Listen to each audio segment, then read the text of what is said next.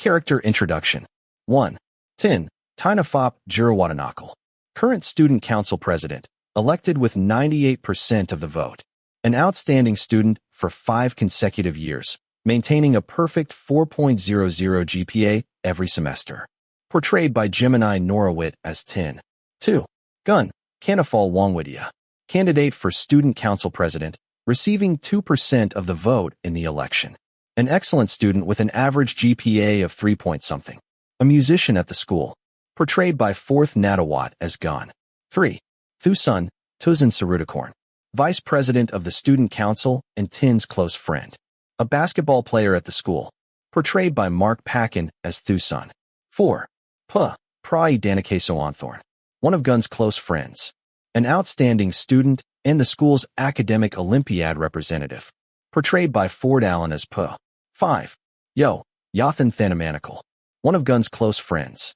Portrayed by Captain Passatorn as Yo. 6. Pat Kai Tritanadamrong. One of Gun's close friends. Portrayed by Promtipakorn as Pat. 7. Win Pawn Rojanasan Thornkai. One of Gun's close friends. Portrayed by Winnie the Nawin as Win. 8. Sound Kasidis Fathanadamkich. Portrayed by Sadon Kitafop as Sound. Chapter 1. Saturday morning. A bright, sunny day off. Normally, a lazy guy like me wouldn't crawl out of bed until almost noon, and only after my mom yelled at me enough times to make me move. But today was different. My whole body ached. A dull pain lingered in my lower abdomen for some unknown reason, making me so uncomfortable that I had no choice but to get up. Even though I was pretty sure the sun hadn't risen yet. I blinked several times, trying to focus. Then I froze. The ceiling above me wasn't one I recognized. Frowning, I slowly looked around the room. The walls, the furniture, the decorations. None of it was familiar. This definitely wasn't my bedroom. Not even close. It wasn't one of my friends' rooms either. I'd slept over at enough places to know that. What the fuck? Then, where the hell am I? The last thing I remembered was celebrating my miserable defeat in the Student Council President election with my teammates. I drank a glass of beer. After that, nothing. And now I was lying in a completely unfamiliar room. Ugh. A low groan came from beside me. Every thought in my head screeched to a halt. A person, or a ghost. My brain processed the possibilities at lightning speed. My eyes widened as I stared at the lump beneath the blanket. Was I dealing with something supernatural? The blanket shifted slightly, revealing a few strands of hair. Even though I was terrified, I didn't scream or run away. Instead, my brain started inventing ridiculous horror stories. Maybe a widow ghost had dragged me into an abandoned house. Maybe she'd cast an illusion to make this place look like a luxurious bedroom when it was really a crumbling ruin. Maybe there was a corpse buried beneath the bed. Maybe the spirit under the blanket was waiting for the perfect moment to crawl out. Before my imagination could get any worse, the figure beneath the blanket moved. I immediately scooted to the edge of the bed, staring nervously. The blanket slowly slipped away. The moment I saw the face underneath, my eyes nearly popped out of their sockets. This was 100 times more shocking than seeing a ghost. "You're already awake?" A tall man I had been seeing all week casually looked over at me while running a hand through his messy hair. "AI Tinn, Tinafop Jirawatanakal. You don't have to introduce yourself.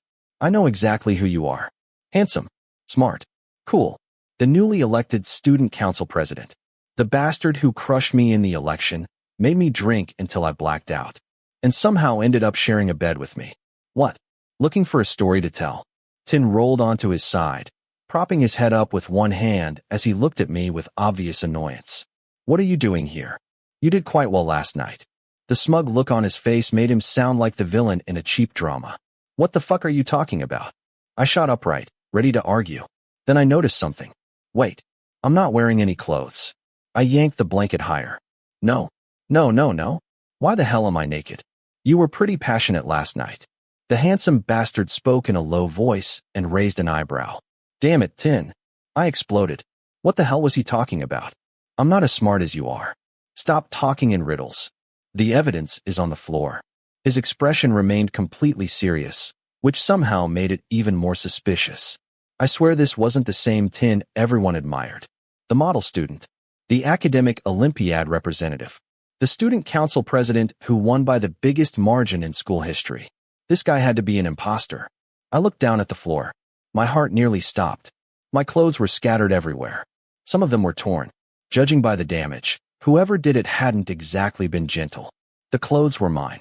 And nearby, a black box sat in plain sight. A box of condoms. 3 packs are gone, Tinn said casually. But there are still a few left, if you're interested. He licked his lips and rubbed his chin with the expression of a complete psychopath. This had to be a dream. Wake up. Wake up. Get up, you idiot. You're not dreaming. It is a dream. I pinched my arm, then my cheek, then my leg. Again and again. Damn it. It hurt. Does that hurt enough? Not yet. Come here. He leaned close until his lips were beside my ear. I can make it hurt a little more. His husky voice sent chills racing down my spine. If you don't want your head bashed in, back off. I hissed at him like an angry cobra while grabbing the nearest object to use as a weapon. A torn condom wrapper. Seriously? Out of everything in this room, that's my weapon? Dear Lord, I don't think that's going to break my head, Tinn said with a crooked smile. It'll probably be useful for something else. He opened the bedside drawer, took something out, and handed it to me. Here, let me help. What's this? I frowned and looked at the label. Lubricant gel. Damn you, Tinn. Call my name more often. I'm insulting you, you buffalo. I don't mind. His smooth, charming voice instantly returned, the same polished tone he always used during school campaigns. Somehow, calling him a buffalo didn't seem insulting enough anymore. Fine. I just have to be more polite about it. I'm cursing you, you buffalo. I laughed sarcastically. We're going to be arguing for a long. Before I could finish, the taller boy grabbed me. With one swift movement, he pushed me back onto the bed and pinned me down completely, leaving me no chance to escape. Be quiet. He looked down at me. Why are you still talking? My mouth is hot. My lips hurt. Yeah, only an idiot like me would say something like that. Damn you. Buffalo. Chapter 2. Ever since the school got the most popular student council president in its history, Tinn had become famous for everything. Academics, sports, looks. Girls all over the school were crazy about him. People across town were talking about him too. Everyone, except my group of friends. After all, we'd been his rivals in the election. And we'd lost. Spectacularly. Don't mention that bastard. I snapped the moment someone brought him up. Damn it. Whose side are you on? Oh, is someone still upset because he lost? One of them teased. You guys are seriously heartless. I just don't want to hear his name. Obviously, I wasn't about to admit I was bitter, but my heart was already on fire. Better get used to it. You're going to be hearing that name for a long time. I was getting irritated enough to skip class. But then, where was I supposed to go? I looked around. The hallway was empty. Then I turned back to my friends. So, who's going out tonight? I want to study. I want to eat dinner at home. I'm sleepy. I just want to go to bed. Win, Pat, and Yo answered one after another. Seriously, every single one of them abandoned me. Some friends they were. Fine. I'll just be lonely by myself. I put on my saddest face, hoping someone would pity me. Instead, they simply shrugged and walked away. Traitors. I guess I'll go play basketball with the art students. At least I still had friends in another class. I texted one of them to meet me at the basketball court, then headed toward the gym locker room to change into my sports clothes. Tinn. A girl's voice echoed from the men's locker room, and judging by the name, there was only one person she could be talking to, my newest archenemy. Well, how could I possibly walk away after hearing that? I quietly crept toward the source of the voice. I like you, Tinn. I peeked around the corner. The girl was beautiful. Fair skin, small nose, thin lips. Definitely not someone from my class. As for Tinn, the jerk had his shirt off. His fair skin and perfectly defined six-pack were impossible to ignore. Wait, did I see that the other night? Hey, why am I thinking about that night again? I quickly shook my head to get rid of the thought. Please accept these flowers. The girl knelt in front of him while offering a bouquet. Whoa, she was fully committed. Had she been watching too many Korean dramas? Tinn immediately reached down to help her stand. Unfortunately, he pulled a little too hard. The girl stumbled straight into his chest. Perfect. Now it looked like a scene from a cheesy Thai soap opera. I think I'm going to throw up. Who's there? Damn it. He heard me. Think, gun. Think. I looked down at my hand. My phone. Perfect. Hello, Mom. I'll be home late. I'm playing basketball. I pretended to be on a phone call. No way the handsome idiot would notice. Your phone is upside down. Before I knew it, Tinn was already standing beside me, smiling. I slowly lowered the phone and looked at it. Damn it. Nice one, gun. Talking into an upside-down phone. Idiot. I always hold it this way. It feels more natural. Where could I bury my face? Tinn actually laughed. The girl walked over. Tinn, what are you laughing at? Tinn smiled at her, then looked back at me, clearly trying not to laugh again. I'm laughing at the crazy person over here. Crazy? You bastard. You tricked me and insulted me in the same sentence. I wanted nothing more than to punch that handsome face. But there was a cute girl standing right there. And with Tinn's popularity, I'd probably get kicked by half the students in school before I even landed one punch. Is there really a crazy person around here? The girl asked. Please don't repeat it. My feelings are already hurt. Yep. Tinn kept smiling. Honestly, he looked way too happy. Oh right. I'll take the flowers. Thank you so much, Tinn. The girl practically bounced with excitement. Study hard, okay? Tinn gently patted her head with a warm smile. Yes. Can we take a picture together? Sure. She pulled her phone out of her skirt pocket. Then she suddenly turned toward me. I instinctively touched my face. Did I have something stuck on it? No. Nothing. Oh. She wanted me in the picture. At least she acknowledged my existence. I happily stepped closer to stand beside Tinn. I'm ready. She frowned in confusion. I meant, you haven't taken my phone yet. Can you take a picture of me and Tinn? Crash. That was the sound of my pride shattering into pieces. Somebody call an ambulance. I don't think I'll recover from this. Oh, sure. I accepted the phone and became the photographer. After taking several pictures, I handed it back. The girl checked them. I don't like these. They don't look good. Ouch. That hurt. Tinn. Let's just take a selfie. The two of them happily snapped photos together, leaving me forgotten once again. In the end, I quietly turned around and walked away. Was my life really this pathetic? Bang. Ow. I walked straight into the locker room door. Even the door was against me. See you at the basketball court. My friend called out from behind. I'm not playing anymore. I waved without looking back and headed toward the bus stop. I need to go make merit at the temple. Maybe my luck can still be saved. Chapter 3.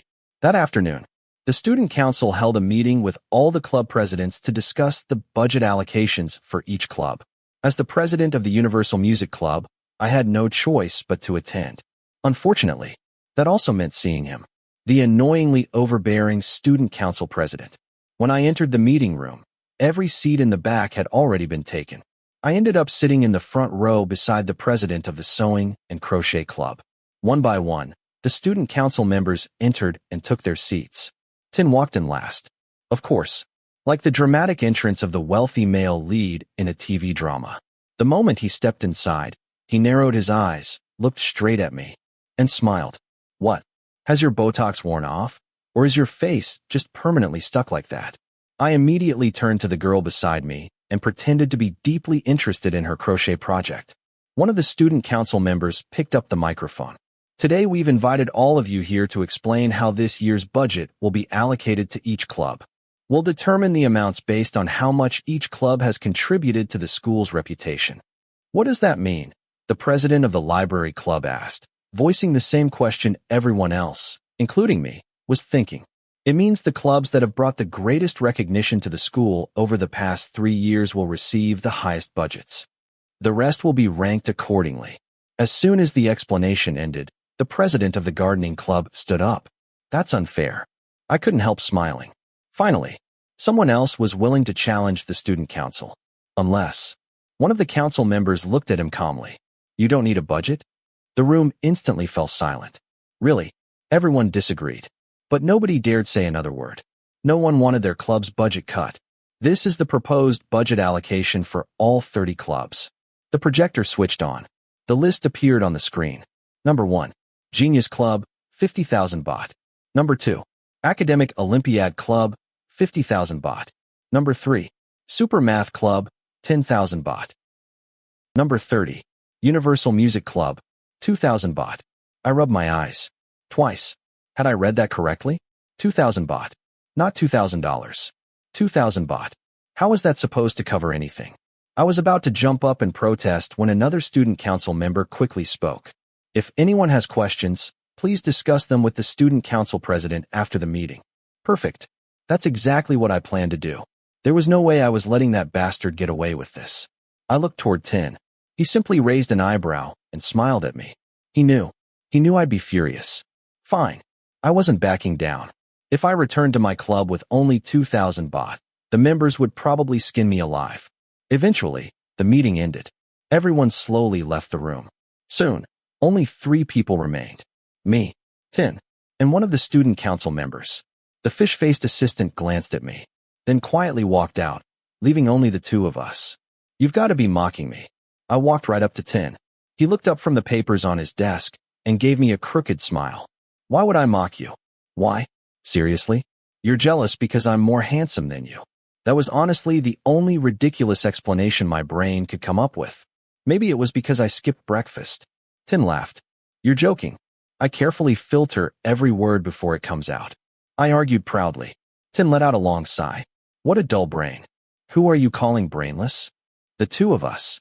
I suppose that would make me the smart one. With that, he stood up as if he intended to leave. Not happening. I hurried over and blocked his path. I'm not finished talking.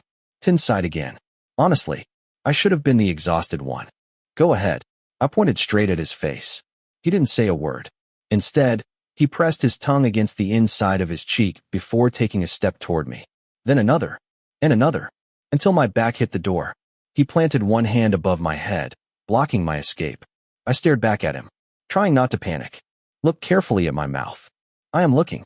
You're standing so close it's impossible not to. Oh, your lips are really red. Did you secretly borrow a thigh-thip lipstick? Gun, is this really the time to make jokes? My mouth always moved faster than my brain. It had been ruining my life for years. Tinn frowned. Then, a slow, dangerous smile spread across his face. He licked his lips. Goosebumps. Instant goosebumps. As for yours, he leaned even closer. They're pink. I didn't steal my mom's lipstick. They've always been naturally pink. I quickly defended myself before he could accuse me of anything weird. I didn't say anything. You were about to. I know. I'm smart. We started arguing again. This, Tinn lowered his voice, is exactly what I'm talking about. What? It should. He moved even closer. His gaze settled on my lips. Then, deliberately, he slowly licked his own lips again. This time there was no mistaking it. He wanted me to notice. A second later, my survival instincts finally kicked in. I tried to step back. Except, I couldn't. One hand was already trapping me against the door. The other moved to block my remaining escape route. What do you want? What do you think? A smart person should know. Actually, I'm an idiot. I don't know much about anything. So please don't expect too much from me.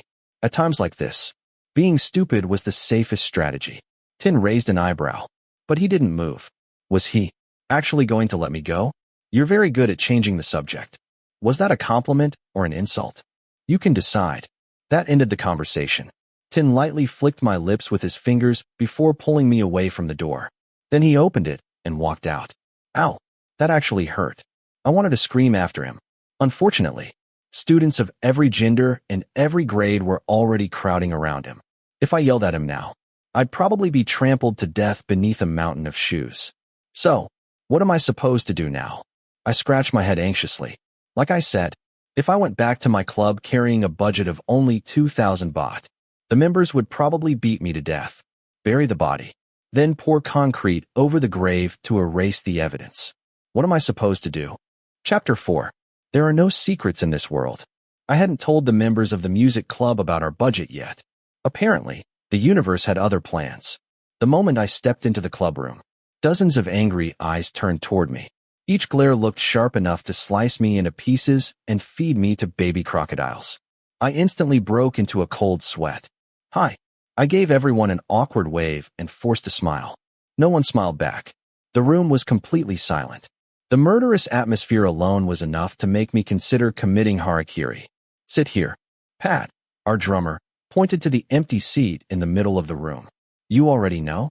My voice came out so quietly it was barely audible. Honestly, I probably needed a sign language interpreter. Why was it so quiet? This was supposed to be the music club, not a meditation hall.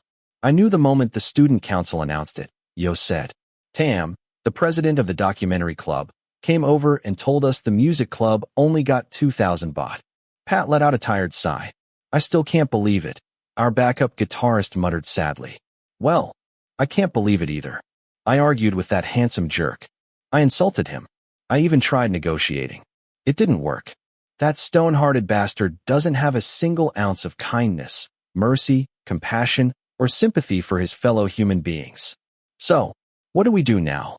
Yo looked around the room, asking everyone for ideas. Silence. No one had an answer. As the acting club president, while our actual president was away on an exchange program in France. Even though I was only slightly smarter than average, I already had an idea. We need to raise money. Huh. Everyone frowned at the same time. I quickly explained. If the budget isn't enough, then we'll earn the rest ourselves. How? Pat looked at me skeptically. We can perform at bars. Or enter band competitions. That actually sounds pretty good. Yo nodded in agreement. The others slowly nodded as well. At this point, we didn't have many choices. Selling merchandise? Yeah, but who was going to buy it? So what's the plan? Sound, our keyboard player, finally spoke. We have 20 members. We'll split into 2 groups. One group will perform at bars. The other group will look for band competitions that finish judging within a single day. That was honestly as far as I'd thought ahead. If anyone asked for more details, I'd be completely stuck. Who agrees? Yo looked around the room. To my surprise, everyone raised a hand. I almost cried. At least this time, people actually listened to what I had to say, unlike a certain overbearing student council president. All right, let's do it. We started planning. The teams were decided by drawing lots. I ended up in the second group, the one responsible for finding a one-day music competition. Yo and Pat led the first group to search for bars that needed live bands starting that very night. As for the rest of us, we sat around desperately searching the internet. Finding a suitable competition turned out to be much harder than we expected. I wanted to pass out. Hey, Gun. This one looks interesting. One of the 11th grade juniors held up his phone. Let me see. Youth band contest. It looked promising. Except it was in Con-Cane. Way too far away. There wasn't enough time to get there and prepare. We kept searching. Competition after competition. Each one had another restriction. By 8 o'clock that evening, we still hadn't found anything. Gun. I found one. A 10th grade junior excitedly handed over his phone. Everyone crowded around. Fathisima Luck Nimit Temple Fair singing contest. How had our lives reached the point where we were seriously reading the event details for a temple fair? Someone nearby had music playing through the speakers. Dancing stars. Middle school students. Country kids. Please don't stare too much at the girls dancing on stage, or the teachers will deduct their points. Well, this was really happening. Are you sure about this, P? The 10th grader looked at me nervously, as the band's lead vocalist.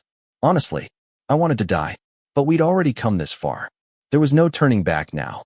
The show must go on. I forced a smile. We're already here. We might as well give it everything we've got. I gestured toward the stage. Together, we walked up. The music started. We sang. We danced. The audience below the stage danced right along with us. Everyone was laughing, smiling, having fun. Before long, we couldn't stop smiling either. Believe it or not, we finished in second place. The prize money, 10,000 baht. 5 times more than the budget the Joker Student Council had given us. It wasn't even our usual style of music. But one thing was obvious. Everyone in front of the stage genuinely enjoyed our performance. Things got so wild that nearly 10 people had to pull us off the stage because they were afraid the crowd would rush us. Damn, that was one unforgettable experience. Before we left, the host invited us back onto the stage for a commemorative photo. He even said they'd print it, frame it, and hang it on the temple's wall. All right, everyone. Smile. The host raised the camera. I looked at my bandmates, then gave them a thumbs up. When I turned back toward the camera, the smile on my face was completely genuine, surrounded by cheering local fans, with fireworks exploding behind the stage. I couldn't help smiling to myself. Tomorrow, I'm definitely going to brag about this. Chapter 5. I walked into school like I did every other day. Except, today felt different. Dozens of students stared at me as I walked across campus. Some smiled, some laughed, some clapped, others even screamed. What the hell was going on? Did I have something stuck to my pants? I looked down. Nothing. The farther I walked, the more people stared. Damn it. I hurried over to where my 4 best friends were hanging out. The moment they saw me, they burst into laughter. What's wrong with you guys? Am I handsome today, Win? Pa asked dramatically, running a hand through his silky hair. Meanwhile, Yo and Pat stood up and started dancing like little kids. So handsome, man, Win replied before joining in with another ridiculous dance. I stared at them in complete confusion. What the hell is going on? I raised my voice. I was not amused. At all. Oh, the handsome young man is here. Yo looked at me before laughing even harder with the rest of those idiots. I had never been this confused in my life. Without saying a word, Win opened a video on his phone and held it out. Damn it. It was a video from last night's performance. And there I was. Front and center. I'm doomed. Speechless, handsome. Yo hooked an arm around my shoulders. I immediately turned the video off. Then I buried my face on the table. A second later, I yanked Poe's jacket off him and threw it over my head. If I couldn't disappear, at least I could hide. This was so embarrassing. The school bell rang. Line up. Pat nudged me. I slowly peeked out from under the jacket. Every single one of them was still grinning while trying not to laugh. I shook my head. I'm not going. You have to. Win wasn't asking. So, I had no choice. I walked toward the assembly area with Poe's jacket covering my head like a criminal being escorted by the police. You've gone viral. That spread fast. 50,000 likes. 3,000 shares, bro. Please. Stop complimenting me. Stop talking about it. Normally, I stood at the front of the line. Today, I hid all the way in the back. The farther from people, the better. Next, we will present certificates to students with outstanding academic achievements. The vice principal, wearing glasses thick enough to stop a bullet, spoke into the microphone. I slowly lowered the jacket from my head. Everyone's attention had shifted to the honor students. Finally, I wasn't the center of attention anymore. I survived. For grade 12. Mr. Tynafop Jirawatanakal, class 6-1. Mr. Prai Danakasoanthorn, class 6-2. Thunderous applause erupted. When Tinn walked onto the stage, the cheers became deafening. As soon as he smiled for the camera while receiving his certificate, the girls screamed like they were watching a famous celebrity. Seriously? He's good at studying. He's handsome, cool, tall, fair-skinned, with six-pack abs. Wait, what am I thinking about? I hurriedly shook those thoughts away. Then I clapped as loudly as I could for Pa when he stepped forward to receive his certificate. Next, we will announce the students selected to represent the school in the academic Olympiad. Mr. Tynafop Jirawatanakal, grade 12, chemistry. The screaming started all over again. I had to cover my ears. Seriously, wherever that handsome guy went, chaos followed. I'm in chemistry too, but at least, I'm better looking than him. Mr. Prai Danakasoanthorn, grade 12, mathematics. Awesome, I shouted at the top of my lungs. That's my best friend. Pa was a genius. The god of mathematics. Euclid reincarnated. Seriously, ever since first grade, he'd been scoring between 98 and 100 on every math exam. Completely insane. Next, I kept standing there. My calves were starting to ache. The principal smiled. We're also delighted that our students continue to bring honor to the district. Everyone looked around curiously. Who could possibly be announced after the academic awards and the academic Olympiad representatives? It had to be someone extraordinary. Will the members of the Universal Music Club who participated in last night's Pruesapha Luck Nimit Temple Fair singing contest please step forward? The crowd applauded loudly, even louder than before. Naturally, people should cheer for talented students. Wait, why was everyone looking at me? Will the members of the Universal Music Club who performed at last night's Pruesapha Luck Nimit Temple Fair singing contest please come to the front? That's me. No, I don't want to. I desperately avoided everyone's eyes. Unfortunately, the 10th and 11th graders from my band grabbed my arms and dragged me to the front anyway. Our school is not only outstanding academically, we also excel in music. Please give another round of applause to the Universal Music Club. The principal smiled warmly while clapping for us. Honestly, it wasn't nearly as embarrassing as I'd expected. I was actually kind of proud. And besides winning an award in last night's competition, a generous donor has contributed 30,000 baht to support the club's activities. The principal finished speaking. Immediately, everyone in the band shoved me forward to accept the envelope. I smiled. I smiled at the camera. I smiled as widely as the handsome student council president always did. The cheers from both the boys and the girls echoed across the school grounds. At that moment, only one thought crossed my mind. I'm more famous than you now, handsome boy. Chapter 6. The newspapers and school newsletters covering the Universal Music Club's success only made us even more popular. As the band's lead vocalist, wherever I went, girls stared at me. Boys saluted me. For the first time in my life, I truly understood the meaning of prestige, especially whenever I ran into the student council president. I'd walk past him with my head held high, deliberately looking as proud and arrogant as possible. Watching that handsome bastard frown in annoyance made my whole day brighter. No matter how high the sky is, there's always another sky above it. Our first class that morning was mathematics with teacher Puna. To be honest, I hated math. I wasn't good at it. No matter how hard I tried, my exam scores were always the same. There was another reason I disliked this class. Grade 12, Class 2 had math together with Class 1. Tinn's class. Good morning, teacher Puna. I greeted her politely. Everyone, take out a sheet of paper. For origami. Or for me. I grinned. For a quiz. 10 points. Another quiz? Quiz. Until I quit school. Last time I only got 3 points out of 10. Teacher Puna, please have mercy on me. I walked over and sat with Pa, Win, Pat, Yo, and Sound. Help me, Pa, Win. I winked at the two geniuses. They nodded before turning to read the questions projected onto the screen. 2 questions. 5 points each. 20 minutes. I stared at the equations. What? I blinked several times. Had I suddenly gone blind? What kind of questions were these? I looked over at Pat, Yo, and Sound. The three of them were sitting there with their mouths hanging open, looking like they were waiting for flies to land inside. Have we ever learned this? I whispered. Yo nodded, then shook his head, then nodded again. He looked just as confused as I was. I'm finished. Pa, I quietly called for the great god of mathematics. Pa turned toward me. Unfortunately, teacher Puna was already walking our way. First, multiply the numerator and denominator by the conjugate. What's a conjugate? I only know Colgate. The toothpaste most dentists recommend. Seriously, that was the first thing that came to mind. Cantafall. Teacher Puna smiled sweetly. Come sit up here. I'm doomed. I looked back at my friends with tear-filled eyes before picking up my paper and walking to the front of the room. The seat of honor. Right beside the handsome genius. Perfect. Now I was guaranteed a 0. There was no way someone as smart as Tinn would let me copy. I massaged my temples.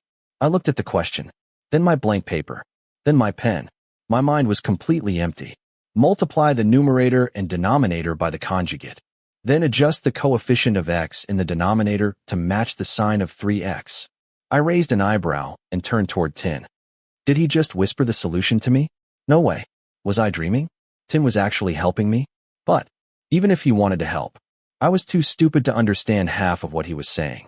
I sighed, then placed my pen on the desk. Forget it. This afternoon, I'd just go burn teacher Puna's house down. That sounded easier. Hey, Tinn whispered again. I looked over. He had tilted his paper toward me. I almost cried. I looked at him, then smiled wider than I ever had before. He probably didn't expect that. I hurriedly copied the answer to the first problem. It took me about 30 seconds. Then Tinn calmly solved the second question in less than a minute. He tilted the paper toward me again. This time, I shook my head. Just one. If I copied both answers, teacher Puna would definitely suspect something. Getting 5 points honestly looked much more believable than suddenly scoring a perfect 10. Tinn frowned, but eventually nodded. He walked up first and handed in his paper. I watched him the whole way. Honestly, he really was perfect. Kind. Handsome. Smart. Teacher Puna graded his quiz immediately. Before she announced the result, however, the classroom speaker came on, and Tinn was called outside. Soon it was everyone else's turn to hand in their papers. As expected, I got 5 points, only because I copied one question. Otherwise, I would have scored 0. Looks like that handsome god had saved my life. After class, we had a 10-minute break before the next lesson. I walked outside. Tinn was leaning against the wall, looking down at his phone. Thank you. The words came out awkwardly. I wasn't used to saying sentimental things. He simply raised an eyebrow and nodded without looking away from his screen. Why did you help me? I really wanted to know. Out of all the people in school, I'd never imagined we'd have anything to do with each other. We barely even looked at one another before. So why would he suddenly let me copy his answers? Wasn't that strange? A little. He finally answered. I pitied you. Seriously? Straight to the point. Whatever. Thanks anyway. I want to treat you to a meal. A favor deserved repayment. I'll owe you otherwise. I'm busy. Damn it. Then what about this evening? I'm free. His eyes never left his phone. Would it kill you to look at the person you're talking to? Great. I'll buy you dinner. That was all he said. He slipped his phone into his pocket and walked back toward the classroom with his usual elegant confidence. Show off. Someone ought to smack you on the back of the head. Actually, I wasn't insulting him. I was insulting myself for thinking the back of his head even looked handsome. Chapter 7. After school, I'd arranged to meet the handsome student council president at the basketball court. I had promised to treat him to a meal after he'd helped me with Teacher Puna's math quiz. First, though, I played basketball with my friends. When we finished, I walked over to the stands where Tinn was sitting, listening to music through his earphones. Let's go. He looked up at me, nodded once, and stood. Then, the two of us walked side by side. My brain wasn't equipped to process something this strange. By the time we reached the bus stop, it was already packed. There weren't any empty seats, so we ended up leaning against the wall outside the school while we waited. Silence. Tinn was naturally quiet. I was too proud to start a conversation. But after standing there awkwardly for a while, I couldn't take it anymore. What are you listening to? I nudged his arm with my elbow. He glanced at me, pulled one earbud out, and raised an eyebrow. I asked what song you're listening to. Instead of answering, he simply held up his phone. Shape of You, by Ed Sheeran. Wow. He listened to English songs. Not bad for a smart guy. When the bus finally arrived, it was already overflowing with passengers. It was the route that passed through Siam, so it was always crowded in the afternoon. Since I was taking Tinn to my favorite ice cream shop there, we had no choice but to squeeze onto the bus with everyone else. There wasn't a single empty seat.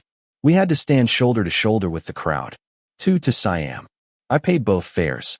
Tinn didn't even thank me. He simply put his earbud back in and continued listening to music. Seriously, good thing I'm a nice person. Otherwise I might have kicked him off the bus. The driver kept letting more people aboard. There was barely any room to breathe. People kept shoving from every direction. I frowned as someone pushed into me from behind. The force sent me stumbling backward, right into Tinn. Instinctively, I grabbed his hand to keep myself from falling. Crap. I was about to let go, but Tinn tightened his grip around my hand instead. What the hell? I tried pulling away. Nothing. His grip was ridiculously strong. I really wanted to curse at him. Unfortunately, the bus was so crowded that making a scene wasn't exactly an option. Everyone already looked stressed enough. If I started yelling, they'd probably throw me off the bus. So, I reluctantly stayed where I was. His hands were surprisingly warm. When we finally reached Siam, I led him through an alley toward my favorite ice cream shop. Before we got there, though, Tinn stopped. I want something savory first. I stared at him. What? He ignored my question. Instead, he walked straight into a restaurant that definitely wasn't part of my plan. Well, I had no choice but to follow him. He chose the table tucked away in the farthest corner. The kind of table couples usually sat at. Why was this suddenly so awkward? What would you like to order? The waiter handed us the menus. I opened mine. These prices. Was this restaurant built out of jade or something? 1 carbonara. 1 mixed salad. 1 seafood pizza with extra cheese. And an order of French fries. Tinn ordered without hesitation. How long had this guy been starving? And to drink? Warm water. He handed the menu back, then looked at me. What about you? I'll have the seafood stir-fried spaghetti. I pointed to the discounted special. And orange juice. After ordering, I quietly opened my wallet under the table. 700 baht. Okay, that should be enough. If we split the bill, I'd still have enough left to buy him ice cream. Then I could walk home. My treat. What? I'll let you buy the ice cream. I'll pay for dinner. No. I immediately shook my head. If he paid for everything, I'd never be able to repay the favor. Please don't make me survive on grass from the school fence for the rest of the month. Luckily, before either of us could argue any further, the waiter arrived with our food. Perfect timing. I silently thanked the restaurant staff. Can you really finish all of that? I looked suspiciously at the 4 huge dishes covering the table. Was his stomach connected to another dimension? Yes. All of it. That was all he said before calmly digging in. Meanwhile, I sprinkled pepper over my spaghetti. You know, pepper contains antioxidants like piperine and phenols. They're supposed to help fight cancer. I'd learned that from the great scholar sitting across from me. I don't eat it. It's too spicy. I pushed the pepper aside instead. I'd survive without the antioxidants. Tinn stared at me. He looked annoyed. I reached over and grabbed another French fry. That only seemed to make things worse. Stop talking. Scolded again. I quietly withdrew my hand and focused on eating.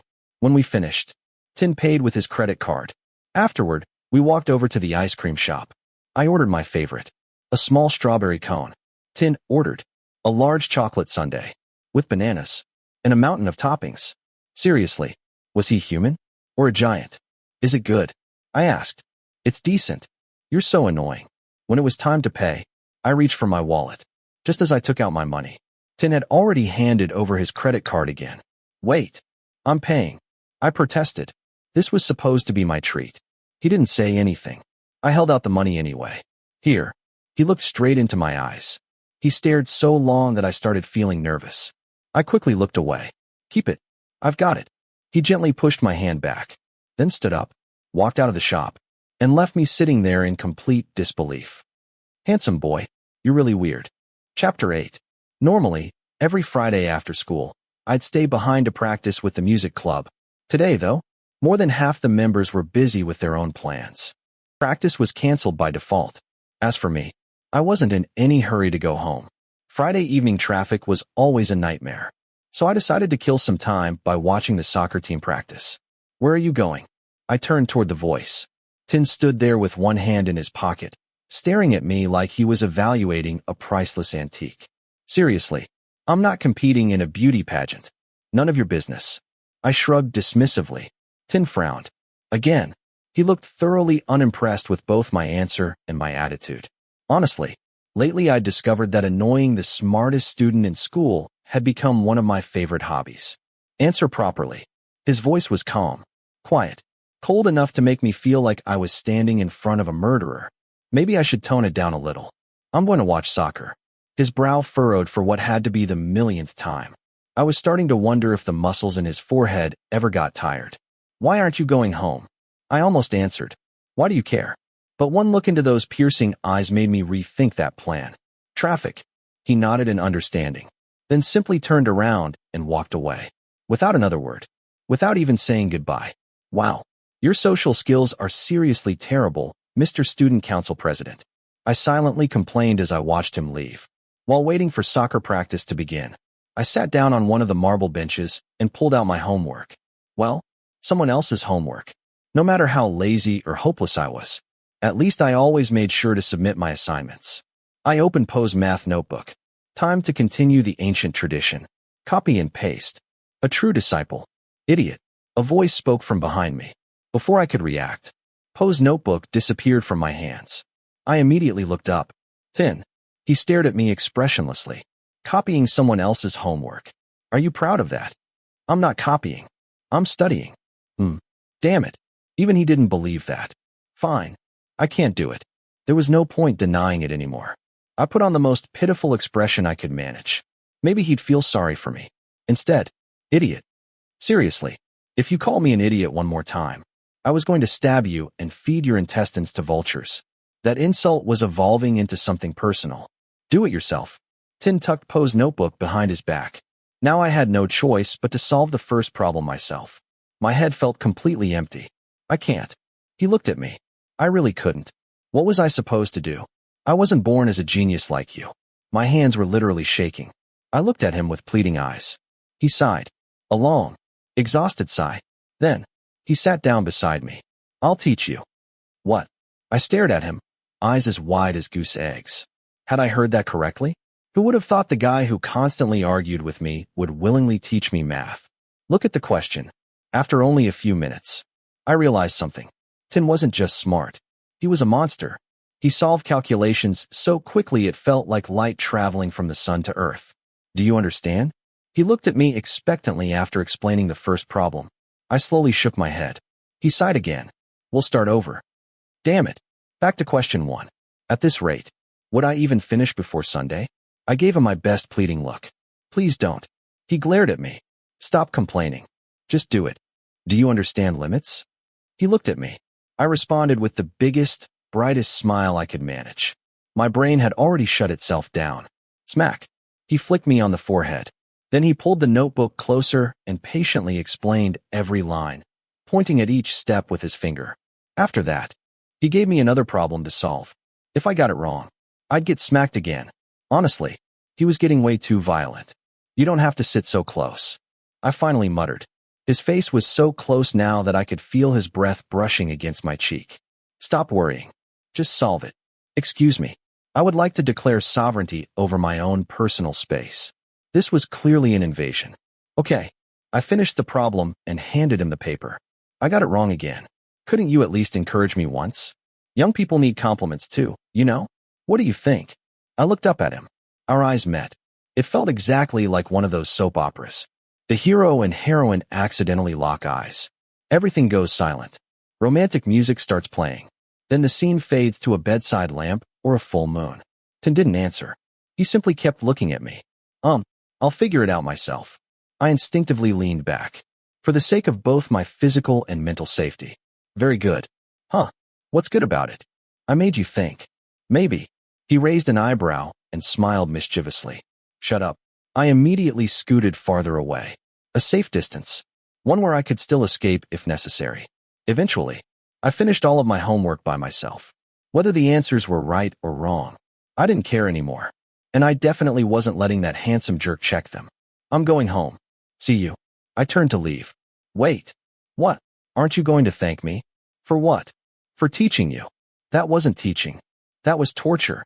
Don't expect a thank you. The moment I finished speaking, Tinn frowned.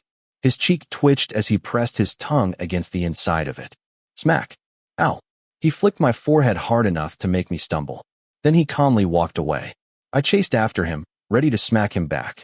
But the moment he glanced over his shoulder, one look from those terrifying eyes made me freeze in place. I could only stand there, fuming. Just wait, handsome boy. I'm filing an assault case against you with the Department of Special Investigation. Chapter 9. Weekends were usually my sacred time. I'd sleep until late morning, or lie in bed watching cartoons like every other carefree kid. But today, fate had decided I would spend my day as an unpaid servant. Gun, come to the market with me. The mission had begun. Yes, Mom. I dragged myself out of bed, brushed my teeth, washed my face, and changed into comfortable clothes. Before leaving my room, I grabbed my phone, stood in front of the mirror, combed my hair, and smiled at my own reflection. I'm seriously handsome. When I went downstairs, Mom was already waiting with her hands on her hips. She didn't look particularly pleased that I'd taken my time. Her eyes shifted toward the shopping basket. I quickly picked it up before she had to tell me. What are we buying today, Mom? She pointed at a piece of paper on the table. I picked it up. My eyes widened until they were as big as goose eggs. This shopping list was enormous. Were we buying the entire market? Are you opening a restaurant? I teased. Just looking at the list made it seem like we'd need 2 trucks to carry everything home. No. I sighed in relief. But I'm opening an orphanage. Huh. Mom burst into laughter. She laughed so hard the whole car seemed to shake. I could only roll my eyes. She really committed to her jokes. When we arrived, Mom dropped me off at the front entrance of the market while she drove around to park behind it. Our first stop, the butcher. Mom carefully inspected every piece of meat. It had to be fresh, pink, and completely odorless. Next came the vegetables. Those had their own impossible requirements. Not too green. No insect holes. Fresh leaves. Perfect stems. Even the judges on MasterChef would have surrendered to her standards. Meanwhile, I simply stood there playing on my phone. Gun, come here. The mission officially began. How much are these? Mom asked the vegetable seller. 15 baht. How about 10? Negotiations had begun. The seller refused. Mom sighed dramatically and turned to walk away. Immediately, the seller called her back. Fine. 10 baht. Victory. I silently applauded my mother. Next came the pork shop. The exact same strategy. Somehow, she still got the same amount of meat everyone else bought, just for a lower price. The butcher packed everything into our basket. I quickly helped carry it. mostly because I didn't want the butcher getting any ideas about using his knife. Once we'd finished buying fresh ingredients, it was time for dessert. Mom's favorite, Thai sweets. If it had the word thong in its name, she loved it. Thong yip, thong yot, thong ek, thong muin. Honestly, this family loved Thai desserts more than they loved me. What is it, sweetheart? Mom suddenly asked with concern. I wanted to shake my head, but I couldn't, because someone behind me spoke first. I'd like 2 pork buns. Tinn. I spun around. Tinn. Hello, Aunt. He greeted my mother politely. Mom looked confused. She'd never met him before. I sighed. It's Tinn, Mom. Who? The genius. Oh, the smart boy from your school. The moment she realized who he was, Mom practically treated him like some sacred national treasure. She even reached out and patted his arm. I looked on in complete disbelief. Tinn, could you at least pretend to be humble? He simply stood there smiling politely. Are you here to buy breakfast? Mom asked. Yes. So, where do you live? The condominium in the second alley. By yourself? Yes. Have you had breakfast yet? The moment I heard that question, I had a terrible feeling. Mom was definitely about to do something that would ruin my day. Not yet. Then come eat with us. There it was. One of Mrs. Rachani Wongwoody's famous trap questions. Questions that sounded optional, but were actually commands. There was no polite way to refuse. Yes, Aunt. Tinn answered immediately. Then, he turned toward me and smiled at the corner of his mouth. You sneaky bastard. Trying to steal my mother's affection, are you? Tinn, you like pork buns, don't you? Mom happily bought nearly 10 bags for him. What about me, Mom? I demanded justice. Surely I'd get at least as many as that handsome jerk. Eat the snacks we already have at home. What snacks? Tinn looked at me and quietly laughed. I ground my teeth. Here. I shoved the heavy basket full of vegetables and meat into his hands. You carry it. Then I proudly walked behind Mom. When we reached the parking lot, I pointed toward the trunk. Put everything in there. Tinn quietly obeyed. Afterward, he climbed into the back seat. Just then, Mom looked at me. Gun. Sit with your friend. But, no buts. One look from Mom was enough.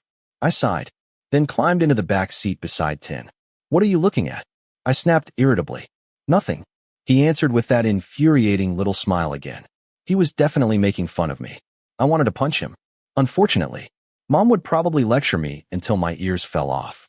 So instead, I grabbed one of the bags of pork buns from Tinn's hands, started eating, and threw the empty wrapper onto his lap. A small victory, but a satisfying one nonetheless. Chapter 10. When we got home, I was immediately put to work. I washed the meat, the fruit, and the vegetables. Everything had to be prepared before breakfast. Once I finished, I went upstairs to change my clothes. When I came back down to the kitchen, I found the handsome idiot completely absorbed in conversation with my mother. Can you eat spicy food, sweetheart? Sweetheart. Hey, Tinn, you bastard. You living menace. You poisonous snake. I have to get rid of you before I become an orphan. He can. I answered before he could, squeezing myself between Mom and Tinn. I refused to let him come between us. I was asking Tinn, not you. Tinn eats the same food I do. I answered confidently. Mom didn't seem convinced. She turned back to Tinn. Really, sweetheart? I glared at him. If you say no, I'll chop your head off with a shovel. Yes, Mom. I eat the same food as Gon. Tinn smiled as he answered. Something about the way he said it sounded strangely meaningful. Or maybe I was overthinking it. Good. Go wait in the living room. I'll finish cooking. Mom smiled warmly before returning to the kitchen. As she left, she called out to me. Gon, bring your friend some snacks. Yes. I opened the refrigerator, grabbed every snack I could find, and dumped them into Tinn's lap. Here's your snack. Annoying bastard. I dropped onto the sofa beside him. He frowned slightly before calmly placing the snacks onto the coffee table. Neither of us spoke. We simply waited while the delicious smell of breakfast drifted in from the kitchen.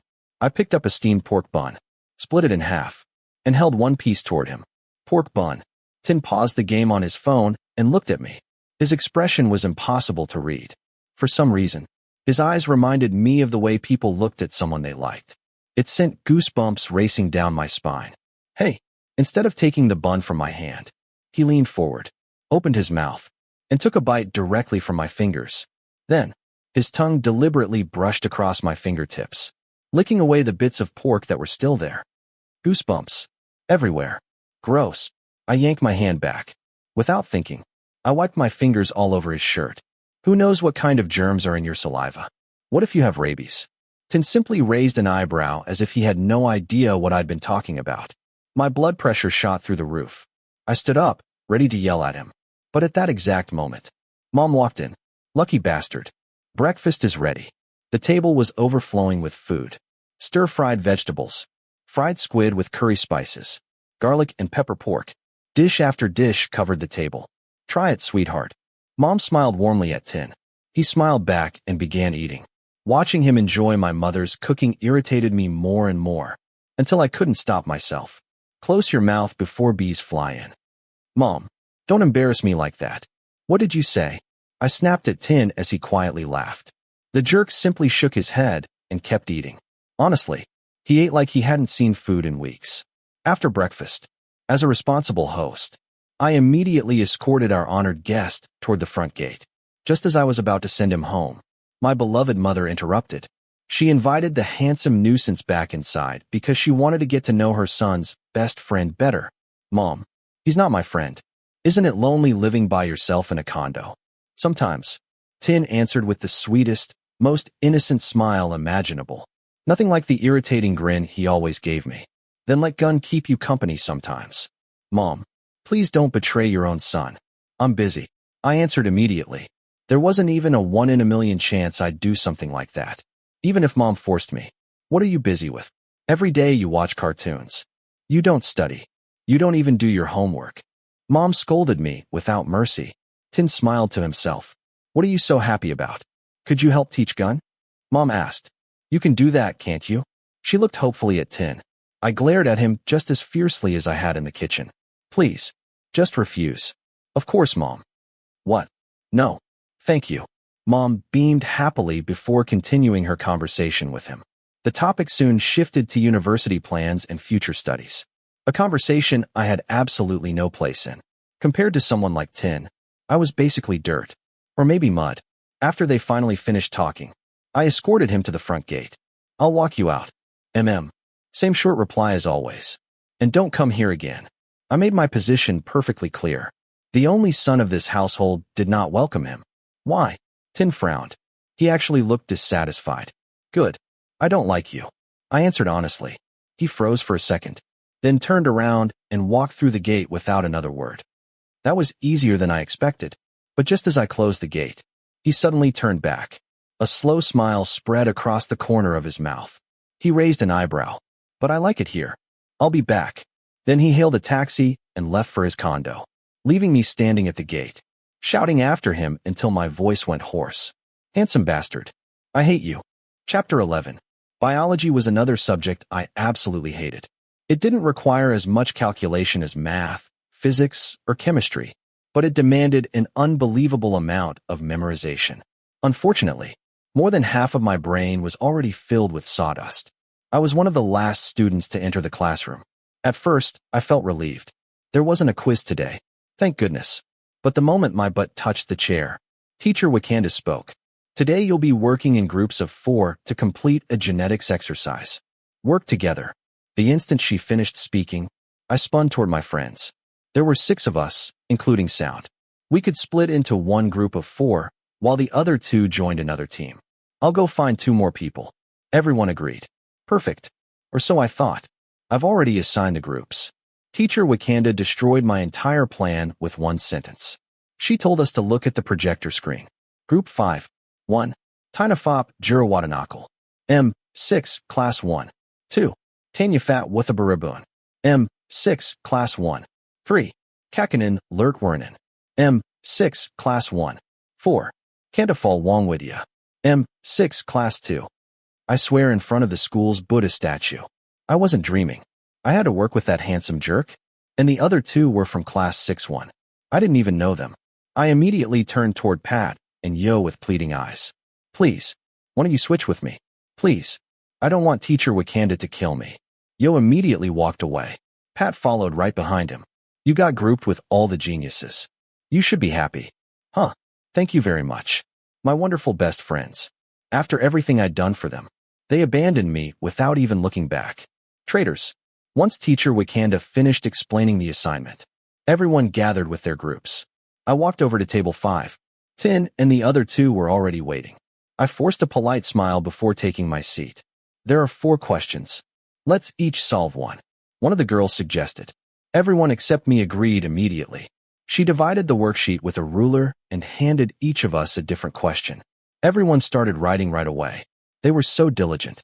Meanwhile, I stared blankly at my paper. Father and mother have different blood types. 50% of their children can receive a blood transfusion from the father. Which parental genotype satisfies the condition? 1. Father, IIO. Mother, IBIO. 2. Father, IOJO. Mother, IIB. 3. Father, IOJO. Mother, IIO. 4. Father, IIB. Mother, IIO. I read the question 3 times. The more I read, the more confused I became. What did 50% can receive blood from the father even mean? Why not 100%? And what were all these letters? IA, IB, IO. What the hell? I couldn't do it. Not even a little. Slowly, I glanced sideways. Tinn had already finished his question. You're not even human. I swallowed my pride. Better to ask him than sit here looking like an idiot. I nudged his arm with my elbow. Hey. Tinn raised an eyebrow.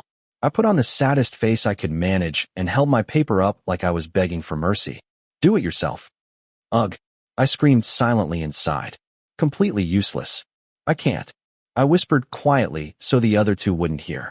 Tinn looked at me, then let out the longest sigh imaginable, like he was preparing to ascend to heaven. He pulled his chair closer and looked at my worksheet. This is easy. Easy for you. Not for normal people.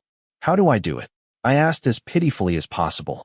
Inside, I wanted to scream loud enough to rupture his eardrums. Analyze each choice. Then compare it to the condition in the question. He slid the paper back toward me. How do I analyze it? I whispered desperately. I didn't just want the answer. I wanted to understand. Tinn sighed again. This time he actually looked disgusted. He pulled the worksheet back. Look at the first choice. The father's blood type is A with an O allele. The mother's is B with an O allele. So their children could have blood types AB, A, B, or O. He pointed to each possibility as he spoke. Now compare that to the condition. Half the children must be able to receive blood from the father. Blood types AB and A can receive blood from type A. B and O cannot. 2 out of 4 equals 50%. I understood absolutely none of that. Except the 50% part. So, this one is correct. I pointed confidently at choice 1. Tinn nodded. Done. I happily set my pen down. Finally finished. 5 seconds later, Tinn pushed the worksheet back toward me. Check the other choices too. Why? Can't we stop here? When it was time for presentations, Tinn volunteered to explain our group's answers. Of course he did. Our group earned a perfect score. Even Poe's group, filled with math geniuses, didn't get full marks. I felt weirdly proud. As we left the classroom, I walked beside Tinn. I owe you again. He looked at me with the same unreadable expression. You'll repay me. I know. I sighed. So, what should I treat you to? I'm not hungry. Seriously, could this guy be any more difficult? How about karaoke? Or a movie? Or, be my servant for a week? What? Absolutely not. No. I rejected the idea immediately. Ungrateful. Damn it. Why did every insult from him hit so accurately? Fine. Fine. I'll do it. I finally gave in. Anything to stop him from insulting me. Being his servant for 1 week. It couldn't be that bad. Starting today. So irritating. Chapter 12. I thought the life of a servant in a drama was supposed to be miserable, being separated from your family, torn away from your loved ones, beaten, and forced into hard labor, carrying heavy stones and buckets of water. But real life? It's even worse. How do I know? Because I'm living it right now. Cleaning the bathroom was my very first task as his servant. The moment he pointed toward the bathroom, I asked if he was sure. I might make a mess of it. He didn't answer. He simply shoved me inside. To make things worse, he threatened that if I tried to run away, he'd deal with me the same way he had that night. Except this time, he'd make it so rough the sky would turn yellow. You evil, perverted bastard. I cursed him silently as I covered my nose and stepped into the bathroom with tears in my eyes, praying I'd survive. Wait, it was cleaner than my bedroom. And he wanted me to clean this? Was he messing with me? AI Tinn. I shouted for him.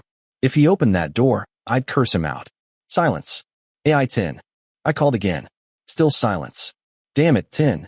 I shouted a third time. Nothing. He must have gone back into his room. Slowly, I turned the doorknob and opened the bathroom door. The first thing I saw made my smile freeze. Tinn was standing there with his hands behind his back. The look in his eyes made it seem like he was about to take my precious life. The bathroom's already clean. Pretending not to notice him, I slowly tried to slip past him. 1 step. 2 steps. Before I could take a third, he walked over. Where are you going? I'm hungry. The lie came out so awkwardly that even I didn't believe it. Apparently, neither did he. He stepped closer until my back hit the wall. Liar. His voice was cold. Shit. I'm not lying. I tried to argue, refusing to back down. He didn't say a word. He only leaned closer. Close enough that I could feel his warm breath. I surrendered immediately. Okay. I lied. Better to admit it than lose my life. Back up. I pushed against his chest. Again. He wasn't that much bigger than me. So why was he so ridiculously strong? Get back to work. His sharp voice left no room for argument. It's already clean. Can't you see that? Now I was getting irritated. I grabbed his arm, dragged him into the bathroom, and pointed around. It's spotless. What? Do you expect me to replace the tiles too, Your Majesty? Yes. He answered calmly, without a hint of guilt. Then why did you make me clean it? Who told you to clean the bathroom? What? You assumed that's what I meant. You pointed at the bathroom. I pointed for you to go into the bathroom. I never told you to clean it. Huh. Wait. I replayed everything in my head. Damn it. He was right. He'd never actually told me to clean anything. He'd only pointed toward the bathroom. I was the idiot who jumped to conclusions. Still, I wasn't about to admit defeat. So what do you want me to do? Do the laundry. He handed me a basket overflowing with clothes. Wash your clothes. Yes. Then why don't you just use the washing machine? They're delicate. There are so many of them. I sighed dramatically. With no other choice, I started my servant duties. I grabbed a large basin, set it on the floor, turned on the faucet, poured in detergent, and stirred until it foamed. When it was full of water, I picked up 1 pair of his school pants. Are you seriously standing there supervising? I asked. He leaned against the doorway, watching me as though I might steal his clothes. He simply nodded. Great. I checked the pockets before tossing the pants into the water. My fingers brushed against something inside. Curious, I pulled it out. Shit. A box of condoms. I slowly looked up. Tinn stood there completely unfazed. You want one? He smiled wickedly. Damn you. I threw the box straight at his face. I figured it was just one. Nope. Every single pair of his school pants had a box of condoms in the pocket. What are you? A prostitute. I kept throwing them at him one after another. Getting prepared. He calmly picked up every box I'd thrown. What are you staring at? I demanded after noticing he wouldn't stop looking at me. You want to use one? He suddenly leaned close and whispered into my ear. You idiot. I snapped, then poured a handful of detergent all over his face. His entire head was covered in soap. Run. Anyone with common sense would run after doing something like that. But the instant I took my first step, shit. It's slippery. I lost my footing. Crash. I landed flat on the floor. Karma really does come back around. Ow, that hurt. Chapter 13. After going through such a humiliating incident in front of the handsome guy, I reluctantly let him lead me out of the bathroom. I was soaked from head to toe, and every muscle ached. The sprain hurt even more whenever I tried to sit down. I wanted to thank him for helping me, even though he was the one who had started the whole mess by teasing me. If I hadn't yelled at him, he probably would have kept laughing forever. Is it that funny? I asked with a snort, turning to glare at him. Yes. He nodded, trying to hold back another laugh. Seeing that made me want to shove my foot into his mouth. Unfortunately, I was in such a pitiful state that even taking 1 step felt like I was dying. If you don't stop laughing, I'll bite your ear off. I leaned toward him, aiming for his ear. To my surprise, the handsome guy actually stopped laughing. That made me feel oddly satisfied. He helped me over to the sofa, gently laid me down, then went to get some medicine. He's actually as kind as everyone thinks he is. Everything was fine, until he said, "Take off your pants and apply this medicine." Damn it, the curse escaped my mouth before I could stop it. I quickly grabbed the painkillers and the ointment, fully intending to take them home and deal with it myself. The handsome man curled the corners of his lips into a faint smile and sat beside me. I narrowed my eyes suspiciously. Was he seriously planning to force me to take my pants off? Does it hurt? Unexpectedly, his voice softened. It was low, gentle, and carried just enough concern to send goosebumps across my skin. It hurts. What kind of stupid question is that? His concern didn't fool me. After everything he'd done to me, the bad still outweighed the good. Why are you smiling? I asked. He should have been angry after I snapped at him. No. He shook his head. I still had no idea what he was smiling about, but I was too tired to think anymore. I want to go home. Then let's go home. I'll take you. No need. I grabbed my bag, hurried out of his condo, took the elevator downstairs, and caught a taxi home. The next morning, what happened to you, young man? Why are you walking like that? Pa asked the moment he saw me limping. My injuries still hadn't healed, so I could only drag myself along. What's wrong with you? When asked, staring suspiciously at my backside. Did you pour boiling water on your feet or something? They're swollen, Pat teased. You bastard. Are you about to give birth? I'll drive you to the hospital, Yo said. I had hoped he would be the only one with a little sympathy. Instead, he was the worst of them all. You bastards. I glared at every one of them before dropping into the seat between P and Win and burying my face in my backpack. Gun. Pa nudged me repeatedly. What? He pointed with his lips toward the opposite side of the cafeteria. Shit. The handsome guy. My eyes widened. Take this. Without even looking at me, the handsome man tossed a bag of medicine onto the table in front of me. Then he left with his friends. I really did want to thank him. Just not here. Not in front of these tigers, lions, bulls, and rhinos who lived only to make my life miserable. The countdown to disaster began. 5, 4, 3, 2, 1. Shit. All four of them shouted in unison. Did you guys see what I just saw? Pa asked first. I've got eyes, Pa. Win replied with a grin, even winking at me. Ugh. I wanted to glue his mouth shut. Very suspicious, Pat said dramatically. Gun has been claimed by the great god, Yo muttered. His quiet voice nearly made me flip right out of my chair. What the hell are you thinking? You idiots. Shut up. I glared at each of them.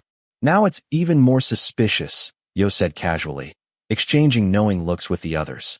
Shut up, idiot. We'll stop only if. Yo hadn't even finished speaking. I already knew what they wanted. The only way to shut them up was to tell them everything. Every single detail. Who? What? Where? With whom? How? When? Enough details to make a trilogy of movies. Fine, I sighed. I'll tell you. So I told them everything. From the moment the handsome guy helped me in math and biology, all the way to becoming his bae. Wow, Pa exclaimed. This is straight out of a BL novel, when added. The buffalo-faced servant and the cold master, Pat declared dramatically. Slave love, blaze of passion. Yo finished while biting his lip. Fuck, I hate you guys. That was all I could say anymore. If I stayed there any longer, they'd tease me until I lost my mind. So I got up and walked into the classroom. Day after day, I had no peace. Not because I was stressed, but because my four terrible friends wouldn't stop making fun of me. Don't come in. Gun isn't ready yet, Yo said in an exaggerated feminine voice. It only hurts a little, like an ant bite, Pat added in a hoarse voice. I'm not scared, but declared while raising both arms defensively. Why are you guys like this? I covered my ears. I wanted to cry. Handsome guy, you're the only reason these idiots have enough ammunition to torment me every single day. After school that afternoon, instead of going home, I secretly waited for the handsome guy. I wanted to negotiate. I wanted to postpone being his bae indefinitely. As soon as I saw him approaching, I shouted, "Hey, Tinn." He turned to look at me, frowned slightly, finished talking with his friends, then walked over after they left. What is it? His voice remained as calm as ever. Whether someone was happy, miserable, a dog had died, or the world was ending, his tone never changed. Cold-hearted guy, I want. No. Let me finish first, handsome. My butt still hurts, I mumbled pitifully. You're lying. His answer came so quickly and loudly that I nearly jumped. I'm really hurt. I leaned against a pillar and slowly squatted to the ground. I even put on an expression like a woman struggling through childbirth. Unfortunately, the handsome guy simply turned around and started walking away. Look at me, I demanded. At least turn around. Finally, he looked back. God, his face was so irritating. Get up, he ordered sharply. I looked up at him with a pained expression. I'm hurting. I can't. Damn it. If I stood up too easily, he'd know I was faking. Or I'll. Before he even finished the sentence, I sprang to my feet like a coiled spring. I'm fine. Magic, right? The handsome man didn't say anything. He only let out a long sigh and shook his head as if he were exhausted by my existence. I want to rest today. I widened my eyes, looking as pitiful as a daughter begging her mother for permission to go out. He stared at me for a long time. Finally, he nodded. 1 day off. Success. I survived. I'm a survivor. Thank you so much. I patted his shoulder casually. The handsome man narrowed his eyes. Then he leaned close and whispered beside my ear. 1 day off means 1 extra week of compensation. Then he walked away. Damn you. Handsome jerk. Asshole. Come back. Come back right now. I won't take a day off anymore. I'll work. I swear I'll work like a slave. I could only stand there, silently cursing my own bad luck as I watched his back disappear into the distance. Seriously, why is my life so unbelievably unlucky? Chapter 14. After getting 1 day off, I was back to being a bae as usual. The handsome boss had dragged me back to work to make up for my compensation day. This week's assignment started with me becoming his personal pack mule at the supermarket. In less than half an hour, I had transformed into a walking grocery store. Bags of vegetables, fruit, snacks, desserts, drinks, and all kinds of food hung from both of my arms, from my elbows to my wrists. Looking at myself, I felt absolutely miserable. If the handsome guy bought any more, I'd probably have to hang bags around my neck or hook them onto my belt loops. I really didn't know what it would take to break this curse. To make things worse, instead of taking a taxi home, we got on a crowded bus. I'm suffering, everyone. So heavy. I muttered. The handsome man glanced at me and frowned. Without saying anything, he pulled me over to an empty seat. He remained standing beside me like a prison guard watching an inmate. At least he let me sit down, even if he didn't help carry anything. I carefully set all the grocery bags on the floor and tied them together securely. If the bus braked suddenly, at least the eggplants and tomatoes wouldn't go rolling everywhere. Back at the condo, I put everything into the refrigerator before collapsing onto the sofa. I grabbed the remote, turned on the television, and stretched out as though this were my own apartment. After watching cartoons for a while, I got up to drink some water. Only then did I realize. The handsome man had disappeared. I looked around every corner of the condo, but couldn't find him. There was only one place left. His bedroom. I quietly crept over and peeked inside. The handsome man was sitting at his desk, completely absorbed in a mountain of books. He looked so serious that it almost seemed stressful just watching him. A half-finished bottle of milk sat beside him. That's when I realized. He hadn't even eaten dinner. Even though I constantly wanted to burn this room down just to get rid of this annoying guy, I still had a little kindness left in me. So I quietly closed the bedroom door and headed into the kitchen instead. I started cooking rice. While waiting for it to finish, I prepared the other ingredients. I took some shrimp from the refrigerator, peeled them, and set them aside. Once the rice was done, I got to work. I sautéed garlic and chili in hot oil before adding the shrimp. Then came the galangal, lemongrass, kaffir lime leaves, shallots, diced tomatoes, and straw mushrooms. I seasoned everything with different sauces, sugar, lime juice, and chili paste. Finally, I mixed everything together with the steamed rice. After stirring it thoroughly, I served it onto a plate. My tom yum goong fried rice was finished. It smelled amazing. But judging by the amount, there was no way the handsome guy would be full. He ate like he had a bottomless stomach. So I opened the refrigerator again. This time I took out eggs and minced pork to make a simple minced pork omelet. It seemed like something he'd normally eat. As his bae, I intended to do my best. Although, I wondered if there were any stomach medicine tablets around here. Handsome man, let's see if this food kills you. Winking face with tongue, winking face with tongue, winking face with tongue. Knock. Knock.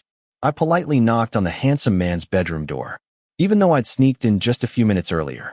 He turned around and frowned as if asking what I wanted. Instead of answering, I simply smiled awkwardly. Then I walked in carrying the food I'd prepared. I'm afraid you'll end up starving to death before your stomach ever gets big, I said as I placed the fried rice on his desk. He closed the enormous chemistry book that covered half the table. I set the minced pork omelet beside it. Is it edible? He looked back and forth between the food and my face with obvious suspicion. Damn it. You should be thanking me. I ought to jump up and kick that smug face of yours. Then don't eat it. I pretended to take the plate back. Before I could, he caught my wrist. I'll eat it. Good. I let out a relieved sigh. Just as I was about to leave, he grabbed my wrist again. Sit. He nodded toward the bed. I looked at it, instantly remembering that incident. The memories crashed over me like Niagara Falls. No. I refused immediately. Wait until I finish eating. Never mind. My imagination had gone completely in the wrong direction. Honestly, that was probably for the best. What are you reading?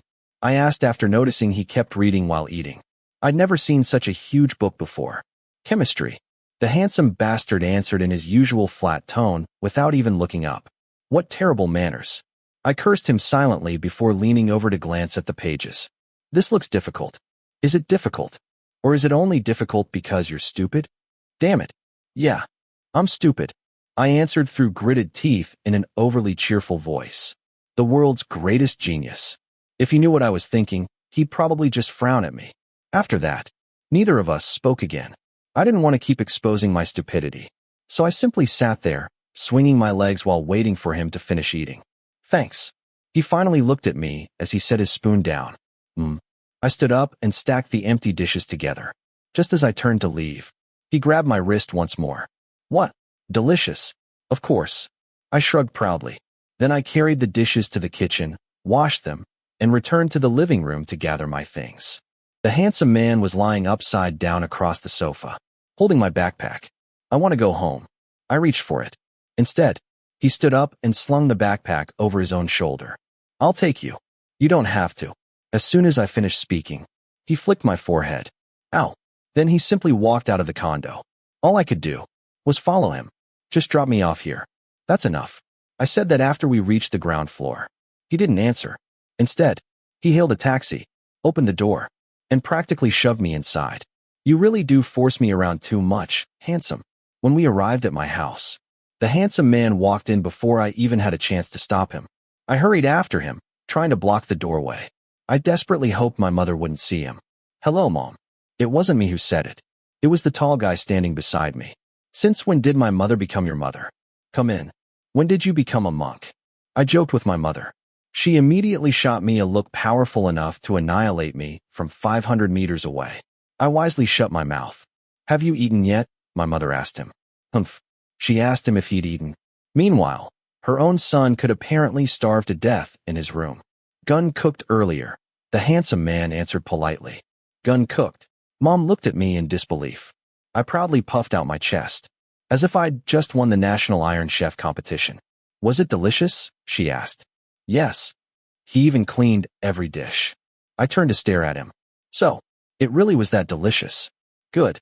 So how are you getting home? My mother asked. Taxi. All right. I'll walk Tinn outside first. I've still got vegetables boiling in the kitchen. She smiled before heading back inside. I escorted the handsome man to the front gate. My bag. I reached toward him. He handed it over before turning toward the waiting taxi. Thanks for coming. I muttered casually. I hadn't meant for him to hear me. Unfortunately, his ears worked far too well. Why did I even say that? He turned around, looked at me, and replied in his usual flat voice. Yes. Why is it always just one word? I asked. Yes. You're weird. Yes. Go home already. Yes. I gave up asking questions. He climbed into the taxi and drove away. I stood there until it disappeared from sight before walking back into the house. For some reason, that single word kept echoing in my ears. Yes. What are you? Some kind of hypnotist? Chapter 15. Academic Week was another school event that gave every club a chance to showcase its talents and creativity. Some clubs displayed technological innovations. Others competed for district-level academic awards. As for the Universal Music Club, none of us, including me, Yo, Pat, Sound, and the others, had any brilliant ideas for competitions. Our job was much simpler. We entertained everyone walking through the exhibition so the atmosphere stayed lively instead of boring. While the committee prepared the equipment and tested the sound system, I excused myself to use the restroom. Whenever I got excited or nervous, my stomach always acted up. I walked behind the gymnasium since the front was packed with students. Just before turning toward the restroom, I spotted the handsome guy talking to the girl who had given him flowers a few weeks ago. They were holding hands. He even reached over and gently patted her head, just like before. Normally I'd avoid them, but this time, the enemy was already at the city gates. There was no way I could make it to another building before disaster struck. So I had no choice but to head straight into the men's restroom. Even though there was a 100% chance he'd see me, I walked past them as if nothing had happened. I could feel him looking at me, but I ignored it. Both of them annoyed me just as much as before. Listening to music while using the bathroom was something I firmly believed in. I always thought humming relaxed the intestines and made everything come out more easily. Besides, if you accidentally farted loud enough for the next stall to hear, at least the music covered it. Today, for some reason, I found myself humming a slow, gentle song. Musical notes. I have no right to love you. Am I wrong? I just want you to know, you're the one I've been waiting for. Musical notes. Maybe it was because I'd accidentally watched a drama the night before. The heroine had fallen in love with a man who already had someone else. The story had stayed with me. For some reason, I felt like her. Faced with tears of joy. Believe it or not, Gun, you're starting to fall for Tinn. You chose that song because it hurt to see your man with another girl. The song was expressing exactly how you felt. Face with tears of joy, face with tears of joy. Winking face with tongue, face with hand over mouth, face with tears of joy. When I finished, I unlocked the stall and stepped outside. I washed my hands, dried them, and reached for the door. But before I could leave, the handsome man was standing there. He leaned casually against the wall with both hands in his pockets, looking as though he wanted to say something. What? I asked. He narrowed his eyes slightly. Apparently, he wasn't happy with my usual rough tone. Even though, I always talk like this. Don't forget tonight. I nodded. Right.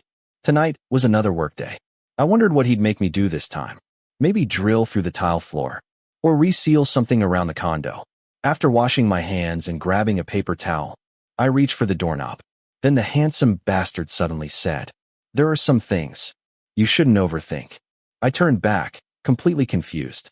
What on earth are you talking about? I shook my head and walked out. A little later, it was finally time to perform. My bandmates and I were ready. The first 5 songs we prepared were all meant to make everyone happy. There were upbeat songs, dance songs, romantic love songs, even a sad ballad for anyone nursing a broken heart. After that, we would let the audience request songs by writing them on slips of paper and dropping them into a box. Hopefully, I wouldn't accidentally pick something impossible to sing and embarrass myself to death. Hello, everyone. I greeted the crowd through the microphone. Friends, teachers, students, guests. The cheers from the girls, from junior high all the way to senior high, gave me plenty of confidence. Since it's still early, let's warm up. Move your feet. Come on, a little faster. Whoa. Musical notes. Just one glance at you, and somehow you've already stolen my heart. Whoa. Musical notes. Musical notes. I really want to tell you how adorable you are, but I'm afraid I'd only make a fool of myself. Musical notes. The students below the stage began dancing along. Not too wildly, though. After all, this was academic week, not a neighborhood festival.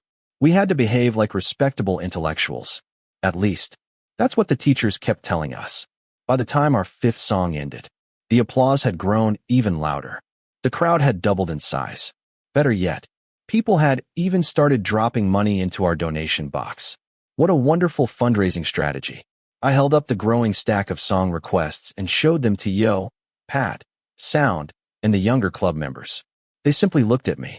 Heh, jealous, aren't you? Now it's time to choose today's audience request. I reached into the cardboard box, dug around dramatically, and finally pulled out a slip of paper. And today's song is... I paused, keeping everyone in suspense. Flirt With Me by Black Vanilla. Requested by Gnome Mild from Class M. 4. The audience erupted. Cheers echoed throughout the hall. Musical notes. I don't know. The person I'm flirting with. Whoa. We just met. But I want to get closer. Even though I keep backing away. Because I'm crazy about you. All I can do is stay quiet. If you feel the same, won't you flirt with me? Flirt with me. Flirt with me. I've been waiting. I really want you to flirt with me. Musical notes. I danced along with the rhythm as I sang. Walking around the stage, I eventually stopped beside our keyboardist. Sound. I nodded at him to the beat. Musical notes. Flirt with me. Flirt with me. I've been waiting. I really want you. Musical notes.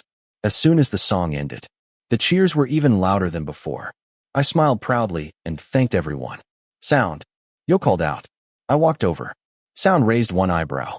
Pat immediately sang the last lyric again. I really want you. What was that supposed to mean? I looked at Yo, then Pat, then Sound, who was staring directly at me. Can I flirt with you? Sound asked with a perfectly straight face. Damn it. Approved. Yo answered before I even could. Pat quickly turned toward me. So, what's your answer, bro? Damn you. I shouted at all of them. Especially Sound. I seriously had no idea what they were trying to tease me about. After that, I went back to drawing song requests and singing for the crowd. Every chance I got, I secretly cursed Pat. As for Sound, I silently swore at him with every obscene word I knew. Tinn's point of view. What a great performance. Thusun whispered as he patted Tinn's shoulder encouragingly before wandering off to visit another club. Tinn watched his friend leave without saying a word. His expression remained cold, almost like someone suffering from constipation. Then, his eyes drifted back toward the stage. They landed on Gun, who was laughing and joking around with Sound, the keyboardist. For some reason, Tinn's face darkened even more. Chapter 16. I arrived at the handsome man's condo and sat on the sofa like a dog waiting for its owner. Honestly, I had no idea why the handsome bastard insisted on making me come here when there wasn't any work to do. The condo was spotless. Not a speck of dust anywhere. The sofa I was sitting on looked so clean it could have been delivered yesterday. I almost felt sorry for the cleaning supplies. They'd probably decompose from old age before ever being used. Meanwhile, the owner of the room had disappeared into his bedroom. Am I supposed to have a conversation with your elbows, you annoying bastard? Seriously, this is so frustrating. I'm stressed. And when I'm stressed, I get hungry. So I took the opportunity to raid the refrigerator. I grabbed a cup of yogurt and some sweet mangoes before settling in front of the television. Cartoons and snacks. The perfect combination. Just as I took another bite of mango, my phone rang. It was today's troublemaker. Sound. How many times are you going to call me? What's up, Sound? I asked while chewing a piece of crunchy mango. Where are you? What are you doing? Have you eaten? He fired off so many questions that I barely knew which one to answer. Are you my father or something? Why are you asking so many questions? I scolded him. I don't mind becoming your daddy, baby. Damn it. This idiot never stopped fooling around. Just wait until I see you tomorrow. I'll flick your forehead until you pass out. So, why did you call? I asked seriously. Yo said he won't be coming to music practice tomorrow. Why didn't he call me himself? His phone battery died. Tell him if he skips again, I'm transferring him to the women's tailoring club. I'd heard he'd been skipping practice to hang out with a girl from the international school. Got it, Sound replied softly. That's all right. I want to get back to my cartoons. I hurried him along before I missed the best part. Yeah, I miss you. Moi. Click. I hung up immediately. Tomorrow. He was getting scolded. That idiot was getting way too carried away. I set my phone beside me. Then I noticed a shadow. I turned around, only to find the handsome man standing behind me. His cold eyes were fixed on me. What are you staring at? I asked sarcastically. He walked closer. Only then did I realize. He wasn't wearing a shirt. Come with me to the pool. His voice was as flat as ever, though there was a trace of irritation mixed in. Then, he tossed a towel onto my head. Could you be a little nicer? I grumbled silently. Still, I followed him downstairs. So this was why he'd called me over.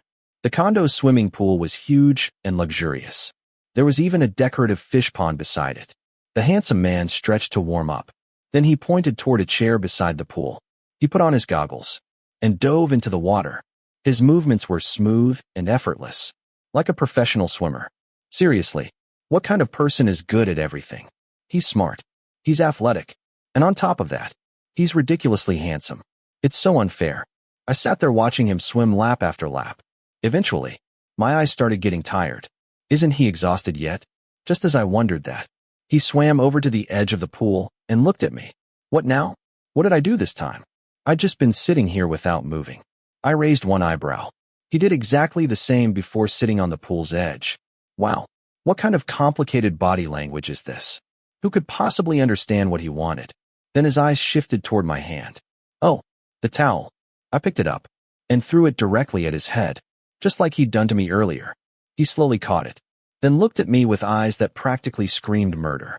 I simply shrugged. I didn't care. The handsome bastard looked completely speechless. His brows furrowed even deeper. I watched him dry his hair, then wipe the water from his body. Seriously, he was so handsome it was almost ridiculous. He could have been a professional model.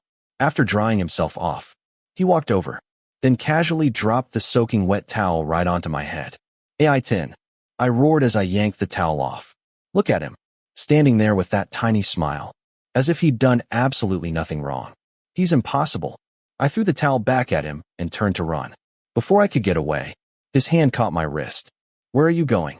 His voice was sharp, like I'd actually answer that. "I'm running away." I pulled my wrist free and shoved him aside. Then I sprinted upstairs at full speed. Thankfully, he didn't chase me. He simply walked back into the condo at his usual pace. He glanced at me once, then disappeared into his bedroom. Thank goodness. I'd escaped. Or so I thought. A moment later, his bedroom door opened. "Come in." Who would dare go in there? Was he planning revenge? Didn't that make him a terrible person? But, did a bae like me even have the right to refuse? Apparently not. "What do you need me to do?"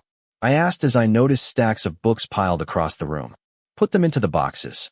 He pointed towards several cardboard boxes before walking into the bathroom.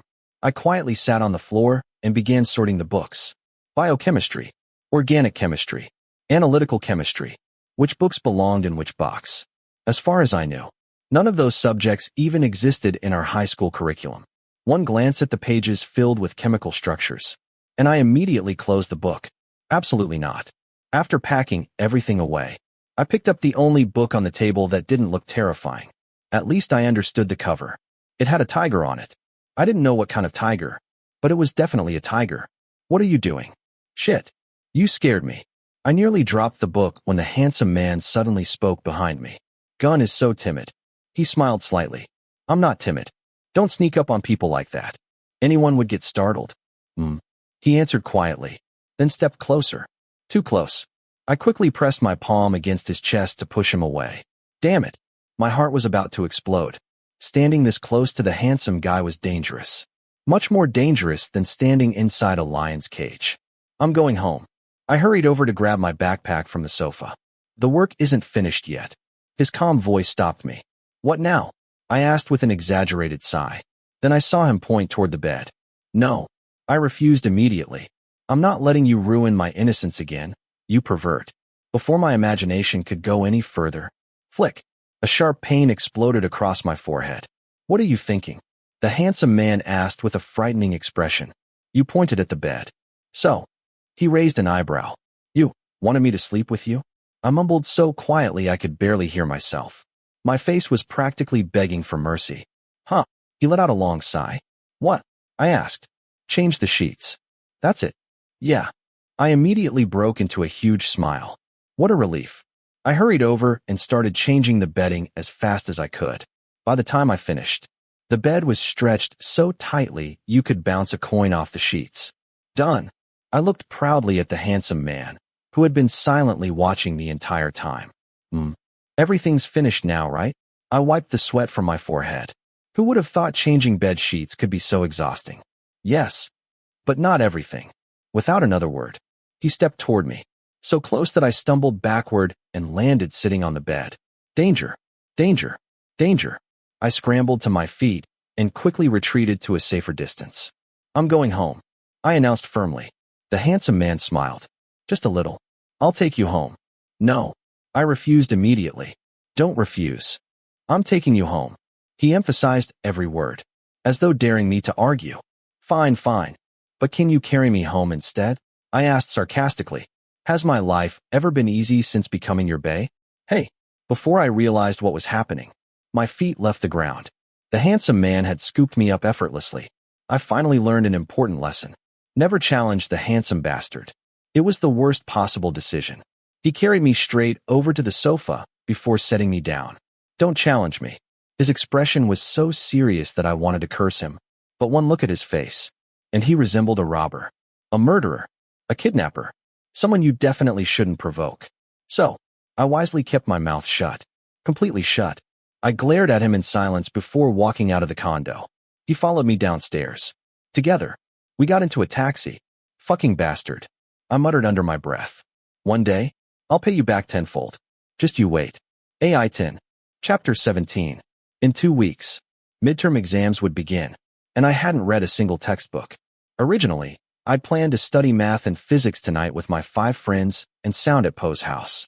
But I had to cancel. Why? Because it clashed with my duties as the handsome man's bae, the only genius in the world. Speaking of the handsome guy, he told me to wait for him in the library. Ironically, it was the place I visited the least in the entire school. Unless I absolutely had to. I'd never set foot in here. I sat at a table in the back of the library, looking out toward the hallway. There was still no sign of him. So I reluctantly took out my homework and textbook. Honestly, I never imagined I'd willingly study. But this morning, the pre-midterm scores had been posted online. I checked mine. It was a cruel, brutal, heartbreaking reality. My grades were terrible. Overall, I was barely above average. The worst subjects were math and science. I'm so depressed. I opened my math book and started working through the chapter on limits and functions. It was unbelievably difficult. The more I read, the more confused I became. The more confused I became, the stupider I felt. Eventually, my temples started throbbing. Why is this so hard? I muttered to myself. After sighing for what felt like the 10th time, I still couldn't solve the problem. At this rate, I was definitely going to fail again. Math was worth 3 credits. A GPA killer. If I messed it up, my GPA ranking would plummet. Then I'd probably spend the rest of my life working instead of going to university like everyone else.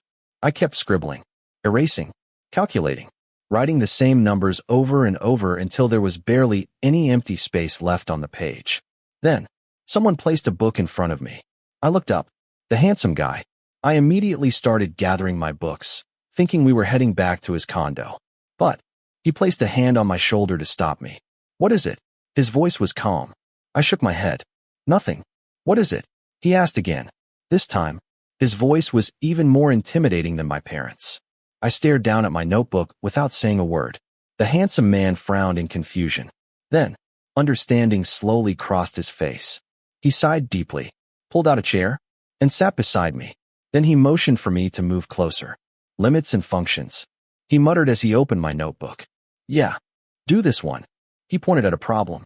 The moment I looked at it, I immediately shook my head. I can't. Stupid. There it was again.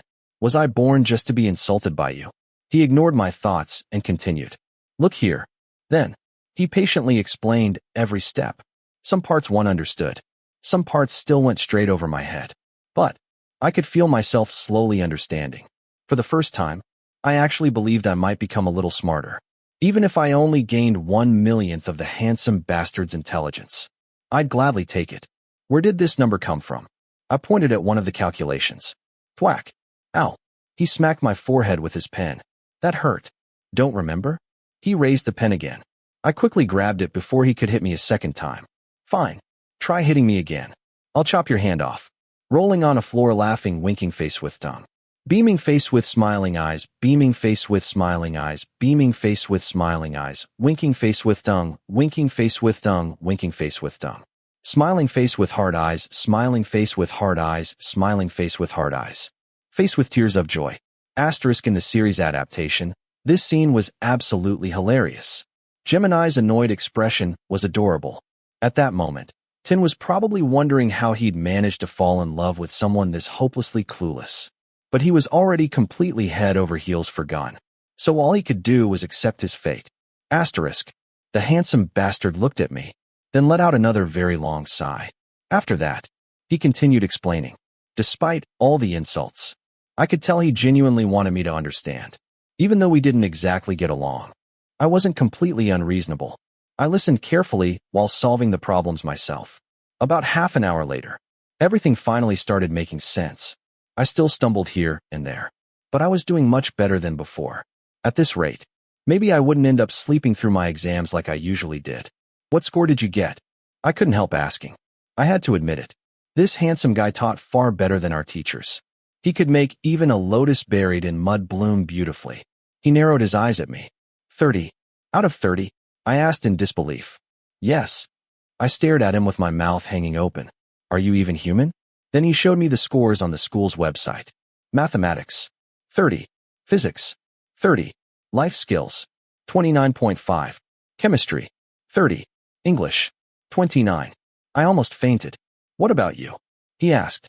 There was no escaping. Could I still run away and jump into a lake? I didn't score very well. I mumbled in embarrassment. How much? He waited patiently. About half of yours. Stupid. Damn it. You're supposed to comfort me, not insult me again. Yeah, I'm stupid, I admitted without arguing. Compared to him, I was nothing more than a speck of dust in the universe. Why is my life so miserable? Stay at my place tonight. Huh? Why? I stared at him in disbelief. I'll tutor you. Huh? I leaned closer. Had I heard that correctly? The handsome man was offering to tutor me. Really? I asked just to make sure. I was afraid I was dreaming. Yes. All subjects. I asked hopefully. He looked at me with raised eyebrows. Really? I quickly laughed awkwardly. I'll do anything if you'll teach me every subject. I only said it to lighten the mood. It was one of those psychological tricks. Make the other person feel relaxed. Then asking for help became easier. Unfortunately, those words turned out to be a double-edged sword. The handsome man suddenly turned and stared at me without blinking. 1 second. 2, 3, 4, 5, 6, 7, 8, 9, 10. Why are you staring at me? I finally asked. If he kept looking any longer, I might end up pregnant like a bed of fish. I'm checking. He answered quietly while looking me up and down. Checking what? I frowned. What I'm taking home tonight. Damn it. I cursed immediately after seeing the faint smile on his face. That evil smile. He calmly packed up the books and stationery, then walked out of the library. I'll go home first and get some clothes. I'll meet you later. I turned to tell him. I'm coming with you. Why? I nearly shouted. To ask your mother for permission. The handsome bastard answered before continuing down the hallway. I hurried after him. Why do you need to ask? She's my mother, not yours. He remained silent. In the end, I still took him home. When we arrived, Mom hurried over to greet him. Honestly, she looked happier seeing him than seeing her own son. The moment she heard he planned to tutor me, her face lit up with joy. I couldn't just stand there silently. I'll even let him stay over all week if he needs to. Mom smiled brightly at the handsome guy. Then she turned toward me, giving me a deadly glare. I sighed. There was no winning. I nodded, then went upstairs to pack a few clothes. Goodbye, my childhood home, the land where I was born. Please take good care of this brat. I bit my lip. Mom talked about me like I was still a little kid who needed constant supervision. The handsome man simply nodded, then took my bag from my hand. I can carry it myself. I reached for it. He looked at me with those cold, intimidating eyes. Quiet. Damn it. He even scolded me. If I didn't desperately need your tutoring, I'd already have jumped up and kicked you in the face. Handsome Rottweiler. Note: a Rottweiler is a large working dog breed originally from Germany, known for its strength and ability to perform demanding tasks. Chapter 18. When we arrived at the handsome man's condo, he excused himself to take a shower. That left me alone on the sofa, which had somehow become my study desk. Before disappearing into the bathroom, my tutor had threatened me. If I still couldn't solve the math problems by the time he came out, he'd make me study all night. Does life really have to be this hard? Someone answer me.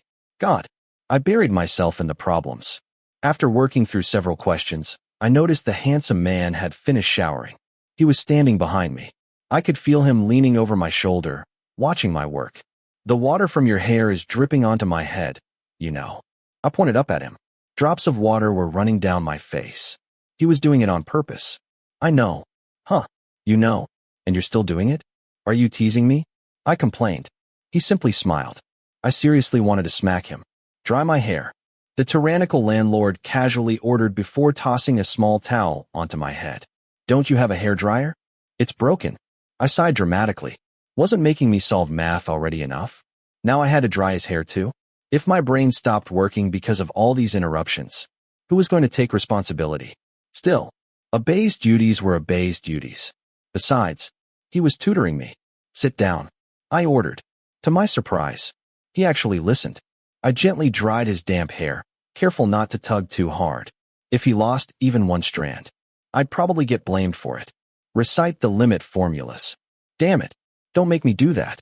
I'd rather sing, dance, recite poetry, or chant prayers. I stammered. My stupidity suddenly returned in full force. You don't remember? Well, of course not. I already told you that. Yeah, I admitted quietly. Flick. Ow. I rubbed my forehead after receiving what felt like the millionth forehead flick of my life. If this keeps happening, my brain's going to stop functioning. Then I'll fail the midterms, destroy my GPA, miss university, and ruin my entire future. Who's taking responsibility for that? I'll remember it later. I grumbled. I'll remember it later. He repeated in exactly the same tone. I immediately grabbed a handful of his hair. Damn it. Take it easy. His deep voice carried a clear warning. Level 1. I'd already learned to recognize the danger levels. Better retreat before things escalated. Turn around. I ordered. He obediently turned and sat cross-legged in front of me. You're growing a beard? I leaned closer while pretending to examine him. As I brushed the towel along his hairline and temples, I noticed a few soft hairs growing along his jaw. The handsome man said nothing. He simply stared at my face. What? Is there dirt on my face? Hey, do you secretly like me? I joked sarcastically. Strange. He answered quietly. Huh, never mind. I'll figure it out myself. I was kidding. Even if you liked me, I wouldn't date you. I declared proudly. Why? His voice dropped another level. Storm warning. Because I'd feel sorry for you. I made the ugliest face I could. He frowned back at me. I responded by making another ridiculous face. Come on. Go put some clothes on. I want to study. I shooed him away. Honestly, did he have no shame? Walking around showing off those six-pack abs. Shameless. Someone should kick him out. Without responding, he walked into the bedroom. A moment later, he returned wearing a white V-neck t-shirt and dark blue boxer shorts. Go take a shower.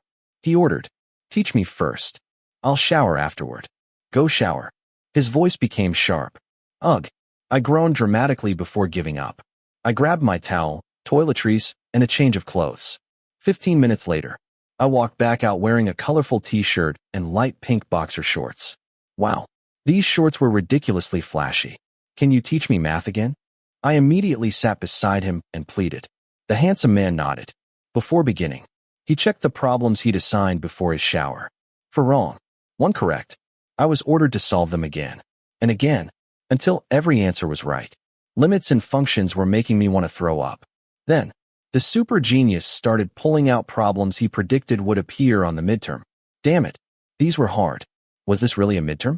Or the International Academic Olympiad? I scratched my head helplessly. My brain was shutting down. It's difficult. I admitted honestly. The handsome man sighed. But he patiently explained everything until I finally understood. It took almost half an hour. I need an eraser. He handed me his stationery case. I opened it. Instead of an eraser, something else landed in my hand. Prepared, aren't you? I held up the condom with a grin. The handsome man immediately glared at me. His expression was so serious. I burst out laughing. He kept staring, so I quietly put it back into the case, pretending nothing had happened.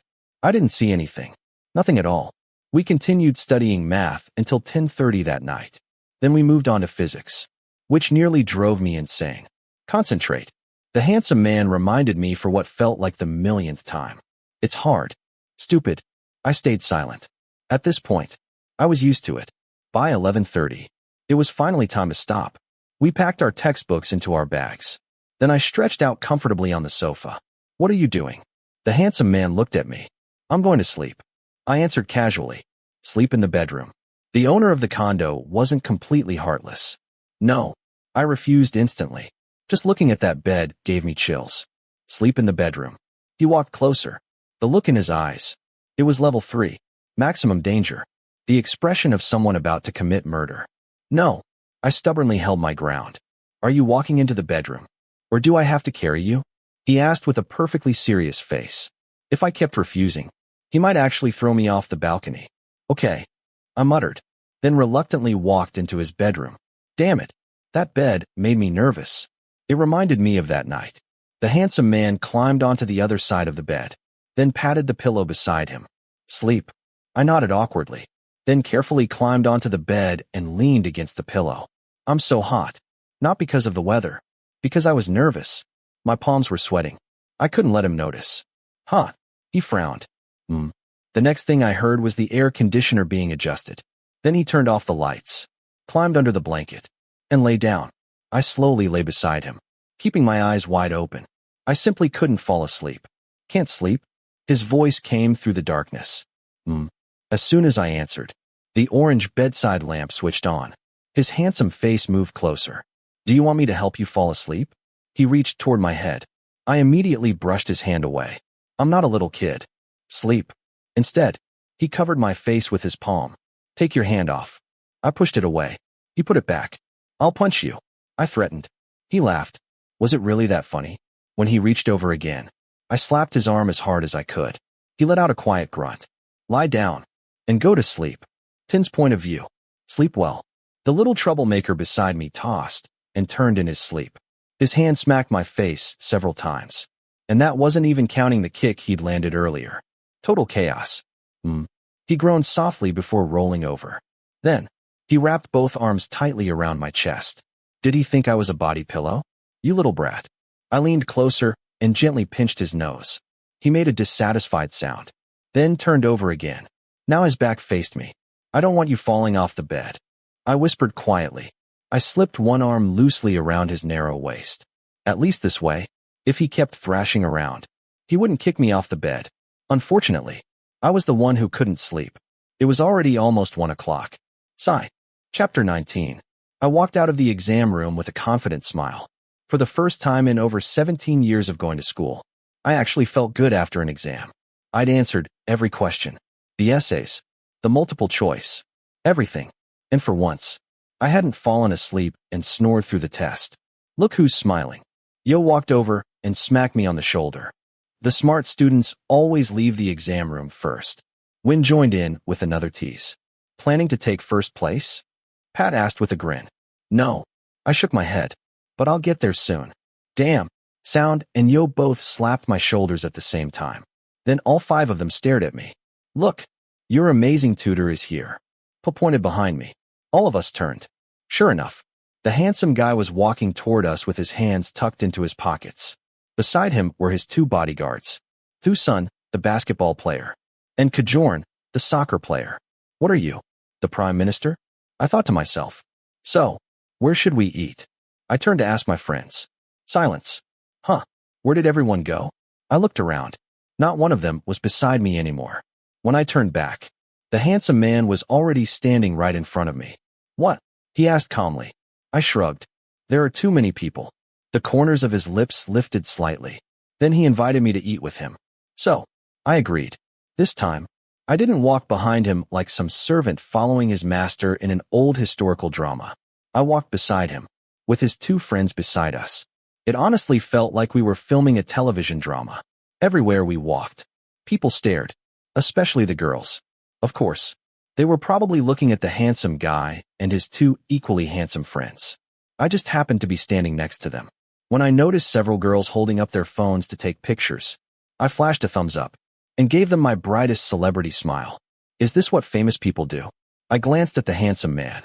He looked back at me with an expression that clearly said, don't try so hard. Too bad. I was enjoying my moment. When we reached the cafeteria, I separated from him and went back to my friends. The first thing I did was scold them for abandoning me. They only laughed harder. What are you laughing at? I demanded. Yo and Pat were practically wheezing. Pa, still laughing beside Win, held up his phone. Damn it. There on the screen was a picture of me proudly posing with my thumb raised.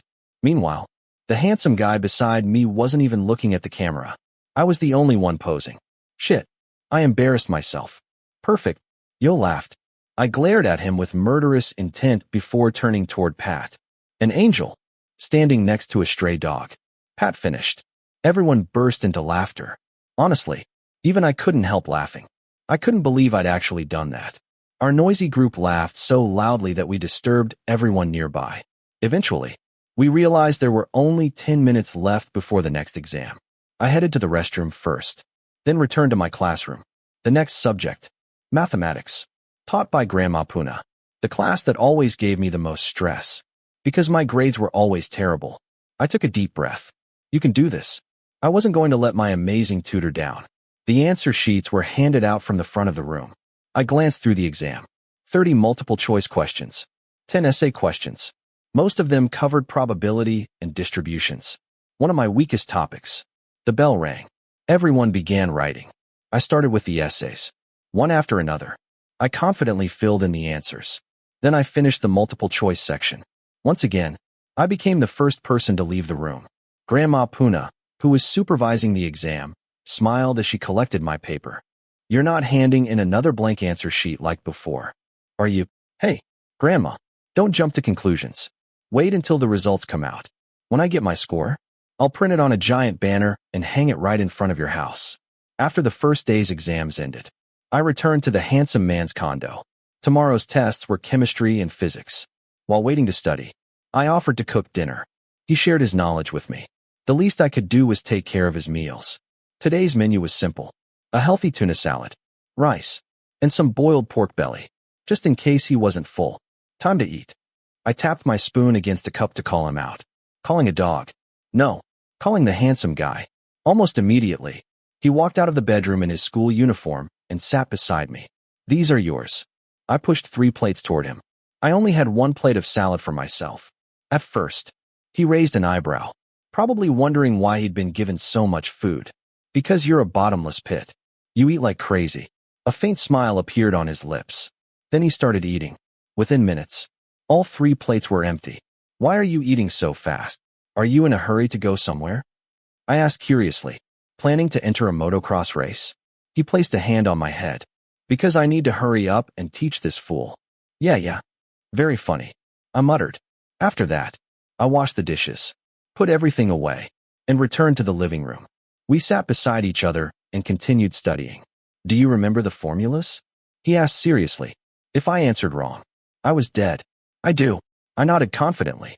The handsome man clearly didn't believe me. Well, I'd only memorized them a few minutes ago.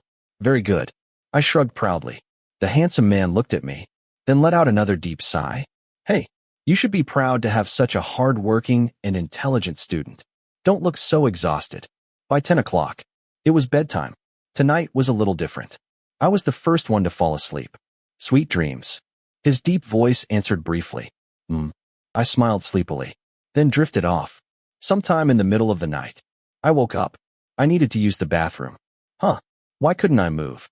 That was my first thought. Am I being haunted? Goosebumps instantly covered my body.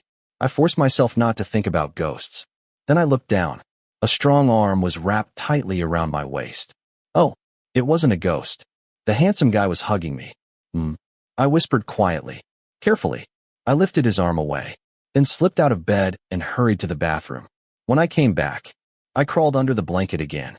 I had barely settled in before I felt warm arms wrapping around my waist once more. Tinn, I called softly. Silence. I tried removing his arm again. The more I pushed it away, the tighter he hugged me. I'm not a body pillow. Handsome guy. I'm asleep. A voice whispered against my ear. Damn it. So you were awake all along? You should be sleeping. I scolded him. I tried to scoot farther away. Why couldn't I move? Was I tied up or something? You want me to treat you like that night? His deep voice instantly froze me in place. I became as still as Sleeping Beauty. Threats like that really work on me. Yes, I'm scared. No matter how hard I struggle, I never win against this guy. Is that an arm? Or a log? It's so heavy. Chapter 20. Damn, I wanted to scream to the world that I could swim and play basketball all day, but I couldn't handle this handsome guy's hands and feet all night. Where did he go? Oh, he's awake. What is it? Okay, it was really hard to complain. I tried to act tough instead of answering. I put my hands on my hips and rubbed my sore waist and arms, hoping he'd realize who had put me in this miserable state. I asked what's wrong. Why are you yelling at me first thing in the morning? It hurts, I muttered. Why does it hurt? Seriously, who's responsible for that? I rolled my eyes and let out a long, irritated sigh before glaring at the handsome guy, ready to pick a fight. Because of you. Me? He pointed at himself with the most innocent expression, as if he had no idea he'd done anything wrong. Should I hit him over the head with a hammer to help him remember? Don't you remember? I asked. Let's hear what excuse he'll come up with this time. The handsome man thought for a moment. That was it. He actually had the nerve to pretend nothing had happened. No, he was definitely taking responsibility for this. Last night, you threw your arms and legs on top of me. They were as heavy as an elephant. I gestured dramatically. Seriously, they felt like the weight of 10 trees. The handsome man frowned at me. Instead of apologizing, He tossed a wet towel straight at my face. Hey! I slowly pulled the towel off and ground my teeth in frustration. This annoying handsome jerk. He stood up, picked up his school uniform, and started getting dressed. Besides, I only rested my leg on yours. I wasn't lying on top of you, so you weren't going to break. He turned around casually as he spoke. Lying on top. Don't use words like that. They're scary. What do you mean? I already knew exactly what he meant. He raised an eyebrow while buttoning his shirt. Then he walked over and suddenly pushed me backward onto the bed. Like this. He whispered beside my ear, his low voice sending goosebumps racing over my skin. My whole body tingled. Move. I refused to be affected by that ridiculous voice. I shoved his handsome face away with both hands before scrambling off the bed. Safe. Go take a shower. There he went again, ordering me around. Was I your slave in a past life, or something? Why did you lock the bathroom door? Still angry, I stood with my hands on my hips and raised my voice. When I couldn't open the bathroom door, the handsome man simply shook his head with a tired expression. Dumber than the door. Then he walked away without another explanation. What's dumber than the door? I scratched my head in confusion before trying the handle again. Still locked. I'm so mad, handsome jerk. I stormed out of the bedroom and found him lying on the couch watching television. Already irritated, I marched straight over and stood in front of him. If I wasn't happy, then neither was he. He looked at me with obvious annoyance before standing up, grabbing my wrist, and dragging me back into the bedroom. He stopped in front of the bathroom. Try opening it again. His voice was firm. I grabbed the doorknob and tried once more. Still nothing. See? The handsome man nodded. Then he reached past me, turned the doorknob, and pushed. The door swung open. I stared with my mouth hanging open wide enough for flies to fly inside. See? He copied my tone perfectly before walking away laughing, leaving me alone in my own embarrassment. You stupid door. Because of you, I got scolded by a handsome jerk first thing in the morning. You've completely ruined my mood. After getting dressed, the handsome guy and I headed to school. Today was the second day of midterm exams. Chemistry was first. Physics would come afterward. Both were brutal subjects. But I have to admit, Cannafall was pretty amazing. Electrochemistry and redox reactions weren't much of a problem because I'd studied well and had a great tutor. The real problem was hydrocarbons. I'd completely forgotten the formulas for distinguishing alkanes, alkenes, and alkynes. And, of course, fate wasn't on my side. All 5 questions were about them. I seriously felt like fainting. I took a deep breath, letting oxygen reach my brain as I desperately tried to remember the formula the handsome guy had taught me last night. Alkene, CnH2n. Alkane, +2. Alkyne, -2. Oh, I remembered. A huge smile spread across my face. My brain still worked after all. Cannafall, did you win the lottery? The exam proctor asked. No. I looked up at the teacher standing beside my desk. Oh, you noticed me smiling that much? After the chemistry exam, I went to lunch with my friends. Yo and Pat complained that the test had been ridiculously difficult. Win, puh, and a genius like me confidently declared that chemistry had been easy. I envy people who have good tutors, Yo grumbled. I shrugged. Well, maybe you can beat me in a rowing race, but you can't compete with me academically. I patted his shoulder sympathetically. Good luck, Yo muttered. Be careful, Pat added with a grin. At this rate, you'll end up with a tutor for a husband, Cannafall. Puh, and Win immediately joined in, nodding enthusiastically. The 4 of them teased me so loudly that people at the next table turned to look. Damn you guys. Loving a hot tutor with an ice-cold heart. Pat still wouldn't stop. Oh, that's hilarious, Yo added. The other 2 rested their chins on their hands and winked at me. You bastards. I snapped before quickly walking away. So annoying. The next exam was mathematics. My sworn enemy ever since 10th grade. We were simply never meant to get along. But today, I was determined to defeat this evil opponent. I opened the exam paper and began reading. Then I started writing. It was much easier than I'd expected. The multiple choice questions were easy. The essay questions were easy too. Oh, Cannafall was happy. I left the exam room half an hour before time was up. I was the first student to finish. Then I hurried to the handsome guy's exam room. He was sitting alone, playing on his phone. Hey. He looked up and raised an eyebrow. The test was easy, huh? As usual. Not even a smile. Geez. Are you tired of living or something? Come back to the condo with me. I'll cook for you. The handsome guy stood up, and we walked out of the school building together. But first, I want some ice cream. I turned toward him, asking permission as I spotted the school shop preparing to close. Wait for me. I sprinted toward it like a cheetah across the savannah. I'd like some ice cream. At first, the shop owner refused because the freezer had already been locked. So I begged. I even knelt dramatically until he finally gave in and unlocked it. Yes, it worked. I'll take this one. I grabbed a large tub, paid for it, and hurried back. Made it just in time. The handsome man gave his usual short reply. It's the big size. I bought it for both of us. I scooped up a spoonful and held it out to him. He narrowed his eyes, clearly planning to refuse. I kept holding it there until he finally accepted it. Do you want Mama Tom Yum instant noodles with eggs and cheese tonight? I asked while we walked together eating ice cream. Too much. Tinn's point of view. I narrowed my eyes at the shorter man walking beside me. He happily ate his ice cream while talking nonstop about what he planned to cook later. A question suddenly crossed my mind. Since when had I become so addicted to his cooking that I actually looked forward to eating whatever he made?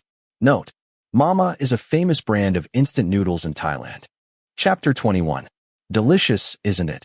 I asked the person sitting beside me, hoping for a satisfying answer. But no. Seriously, this handsome guy was still trying to act cool.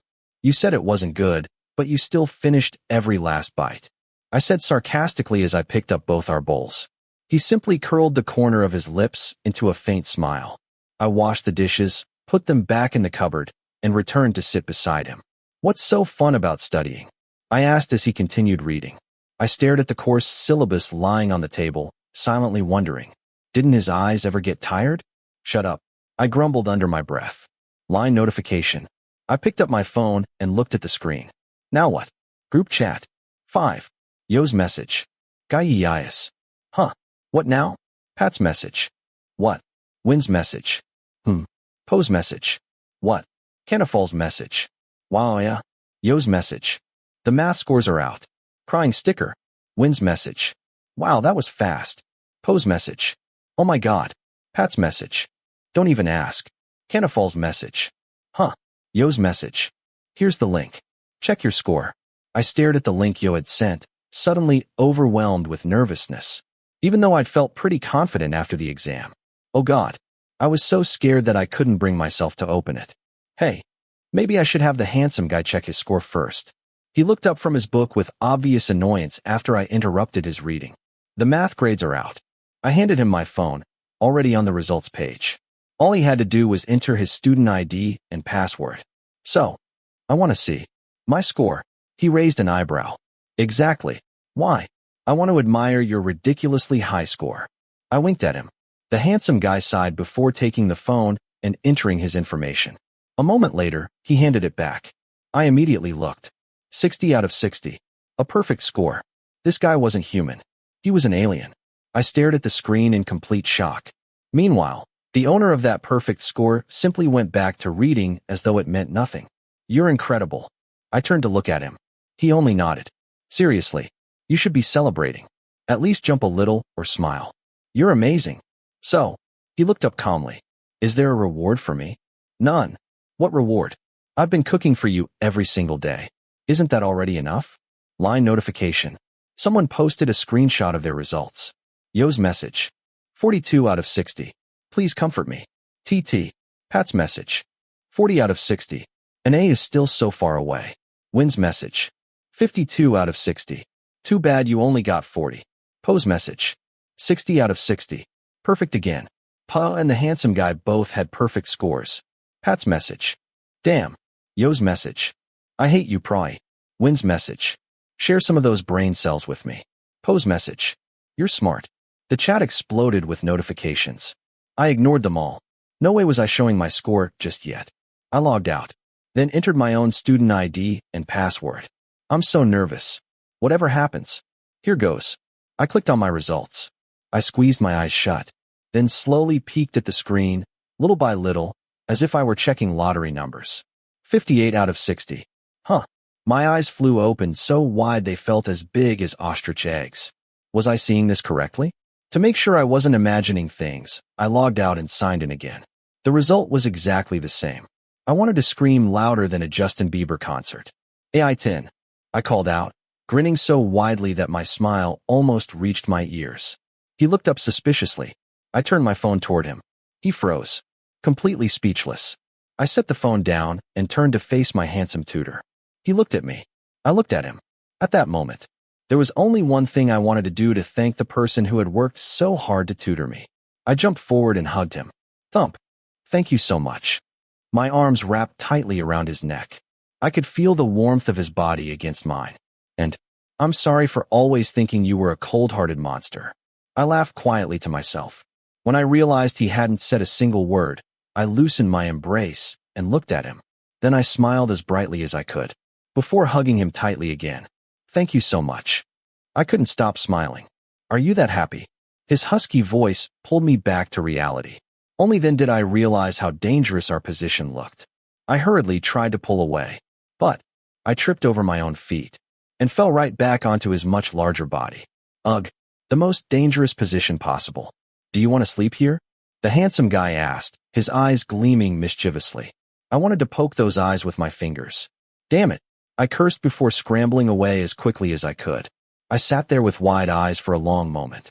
When I looked at him again, he was looking back at me. "What are you staring at?" He didn't answer. He simply shrugged and curled the corner of his lips into a faint smile. "You're seriously terrifying. You genius." I made an annoyed face before grabbing my phone and sending a screenshot of my score to the group chat. The line conversation immediately exploded. Everyone was shocked that I'd achieved the highest math score of my life. It's a little embarrassing to admit, but they're really good friends. It was time to study Thai. I looked at the thick textbook and instantly felt overwhelmed. "So sleepy," I whispered, closing the book and preparing to dive straight into bed. "Have you finished reading?" the man beside me asked, narrowing his eyes. "Not yet." "Finish it." His firm voice caught me completely off guard. "Huh, okay." I pouted before reopening the book and continuing to read the sections the handsome guy had predicted would be on the exam. Tinn's point of view. I knew it. He wouldn't last. I narrowed my eyes at the smaller figure lying face down on top of the book. He was sleeping so deeply that he hadn't moved at all. Was he dead or something? "Hey." I called him again. No luck. The only response I got was soft snoring. "Don't start talking in your sleep." I gently held his small body, even though I knew he wouldn't wake up. "One." He mumbled sleepily. I carefully carried him to the bed. If I dropped him too quickly, he'd wake up and start complaining. This was exhausting. I turned on the air conditioner and covered him with a blanket. Then I packed his books into his bag before walking back to the bed. Looking at him now, I couldn't help letting out a tired sigh. The blanket had somehow ended up wrapped around his feet, and he was sleeping diagonally across the entire bed. I climbed onto the bed and gently pulled his small body into a more comfortable position. Then I turned off the light and lay down beside him. Before I could even close my eyes, smack! His hand slammed right into my chest. "Hey!"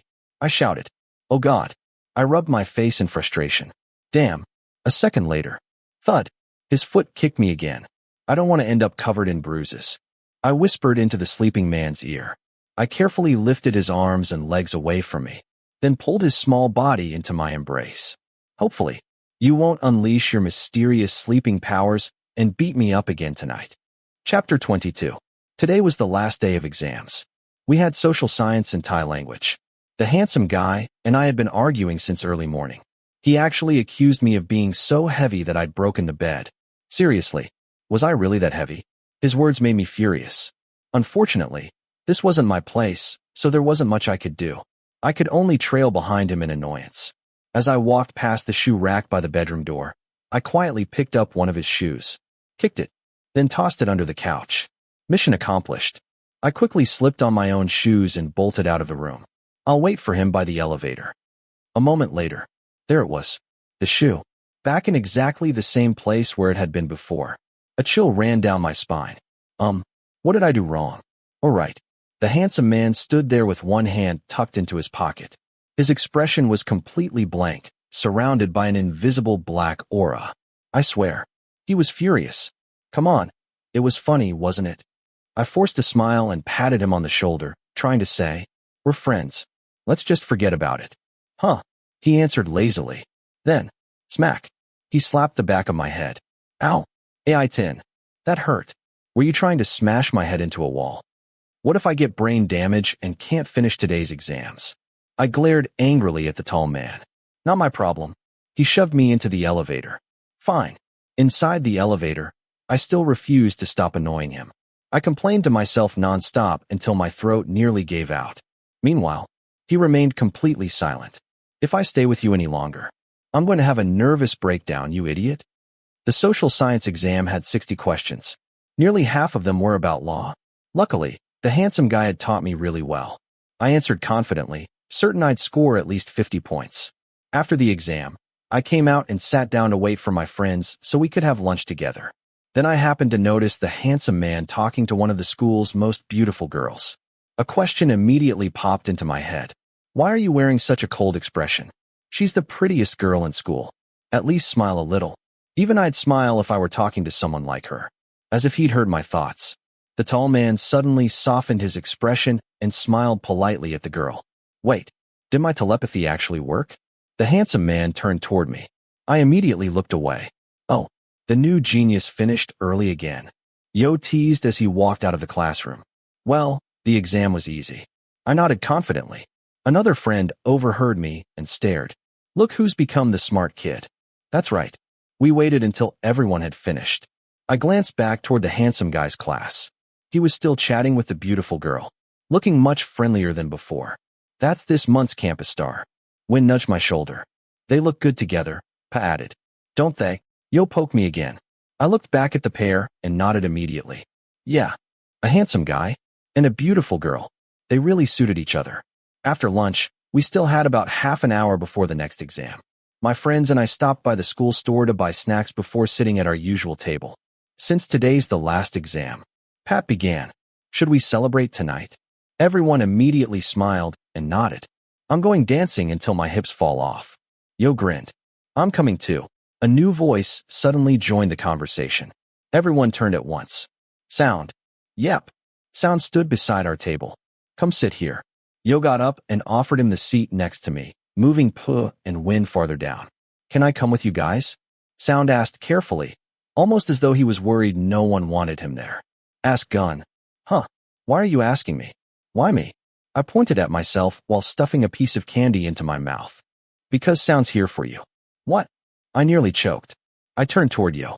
The rest of those idiots immediately started teasing me. Your great-grandfather's here for me. He's already dead. Win laughed. Do you want to kill him again? You can. Whatever. I could feel my face heating up. I grabbed another piece of candy and chewed loudly, hoping they'd stop talking nonsense. Dude, we've still got plenty of snacks. Pa laughed. Shut up before I make you eat your own feet. Silence. Even the wind seemed to stop blowing. I didn't expect that trick to work. During the Thai language exam, I could barely think straight. Prose, consonants, vowels, poetry, rhymes. Thankfully, the handsome guy had tutored me.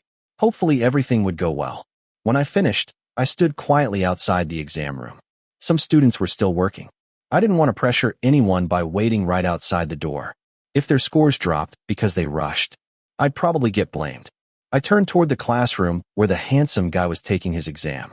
Then I remembered. Tonight was our celebration. Since I was still basically his servant, I had to ask permission first. Hey. He looked at me. What? I'm celebrating the end of exams with my friends tonight.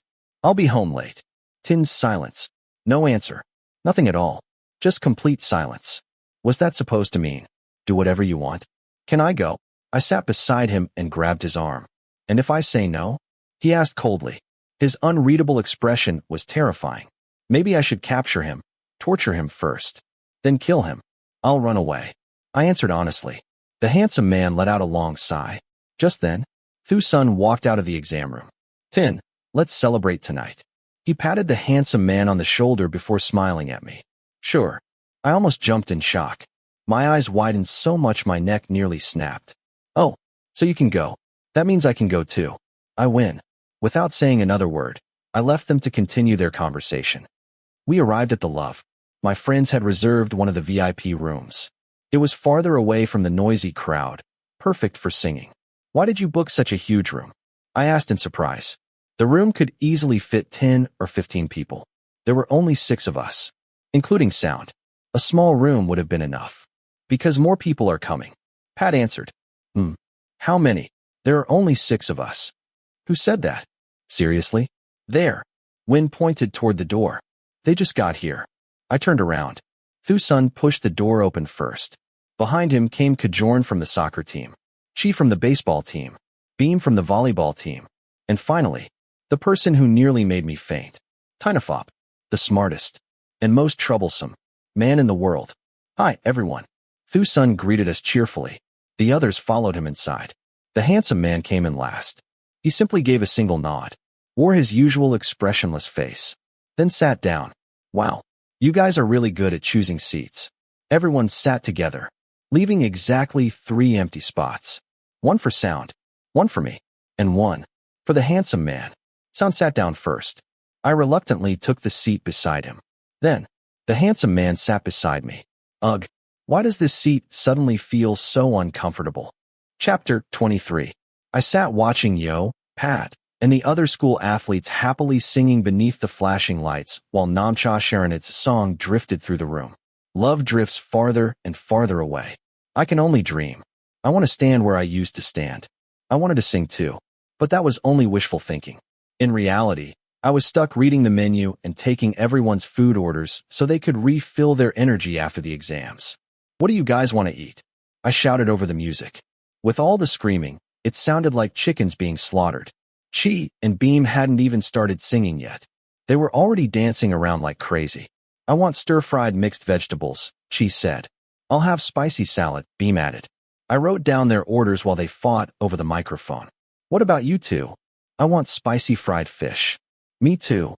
Pa and Win answered at the same time before laughing together as they swayed to the music. Then I turned to the person sitting beside me. What would you like to eat, Sound? Can I eat you instead? Sound whispered into my ear with a smile. Damn it, I muttered under my breath. Fortunately, no one heard him. Otherwise, my friends would never let me live it down. Can I? Sound continued teasing me. How about my leg? I shot back immediately. That's today's special.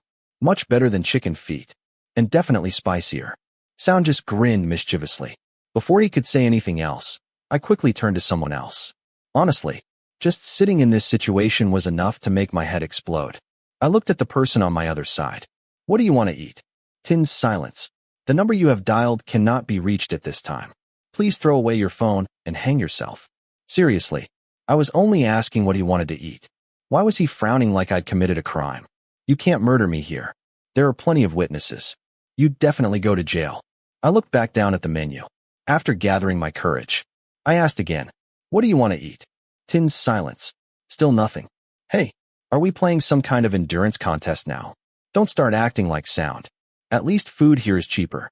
Fine. Then don't eat. I finally snapped. But then, Mama Tom Yum noodles with eggs and cheese. Huh. I turned to stare at him. What did you say? Mama Tom Yum noodles with eggs and cheese. No, I hadn't misheard. Aren't you tired of eating that? I cook it almost every day. He simply shook his head without saying another word. I turned toward everyone else who was busy singing and dancing. Oh, so you really like my cooking? Just say so. Smart guy. When the food arrived, everyone attacked it like vultures, crows, and hungry hyenas. Especially Pat and Yo. They ate as though tomorrow was the end of the world. Slow down, you animals. Pa sighed. Thu casually reached over, stole one of Po's fish cakes, and calmly returned to his own seat. I'm starving. Yo continued stuffing his face. I sat there watching them and let out another exhausted sigh. How did I ever become friends with these people? Hey. What? I looked at Sound. He was holding out a plate piled ridiculously high with rice. Is that rice or a model skyscraper? It's so tall. I can serve myself. I quickly took the plate away. Honestly, so frustrating. Then I glanced beside me and felt my irritation rising like a volcano. The handsome man was busy scrolling through his phone while the food in front of him grew cold. Why aren't you eating? I asked firmly. He looked up from his phone. It's cold. I sighed, then stood up, picked up his bowl, and carried it back to the kitchen to be reheated. When I returned, the atmosphere in the room had completely changed. The cheerful singing had turned into drunken shouting. Where have you been, idiot? Yo asked while hanging off Pat's shoulders. I took his food to be reheated. I placed the bowl back in front of the handsome man. Hurry up and eat before it gets cold again. The room suddenly fell silent. Everyone stared at us. I see love. Who spoke first? They're acting like husband and wife again. Win winked back and forth between me and the handsome guy. I'd like to dedicate this next song to my best friend, Sound. Pat wrapped an arm around Sound before shoving the microphone toward Yo. Thu, Kajorn, Chi, and Beam immediately joined in as backup. I'd give 1 second to make it last forever. First place belongs to him. Second place belongs to me. Is that really too much to ask? If you idiots don't shut up, I'll bury every one of you under this couch. I stood up and yelled at all of them, even the handsome guy's friends who barely knew me. The result? Instant silence. Satisfied, I sat back down. A few seconds later, the music started again as though nothing had happened. Only Sound remained unusually quiet. If you actually listen to those idiots, you're dumber than a buffalo. That was all I told him. Then I turned toward the handsome man again. Why aren't you eating? He looked at me with obvious annoyance. I didn't care. Right now I was so irritated that nothing in the world scared me. Eat. I pushed the bowl toward him. Then I picked up the chopsticks, ready to feed him myself if I had to. Before I could, he snatched the chopsticks from my hand and started eating. Good. That's much better. No force necessary. I sat there watching until he'd finished every bite. When he looked up at me afterward, he reminded me of a child waiting for his mother to praise him after finishing dinner. I nodded. Good. Only then did I turn back toward everyone else. Have fun. I smiled at Sound and casually draped an arm around his shoulders. Ahem. I turned toward the Sound. The handsome man was covering his mouth. Thinking he had food stuck in his throat, I immediately handed him a glass of water. Then I turned back to Sound. Smile a little. I used both index fingers to gently lift the corners of Sound's mouth until he smiled. You? Sound laughed. Ahem. The handsome man cleared his throat again. I have candy. I immediately opened my bag and handed him an orange-flavored candy. He frowned and stared at me with an unreadable expression. If I had to guess, he didn't look very happy. Do you need muscle rub? I can go buy some right now. I asked seriously. He'd been frowning all evening. Maybe his muscles were cramping. Huh. Hick. Hurry up and drink some water. I ordered firmly, just like always. He silently did as he was told. I could only let out another weary sigh.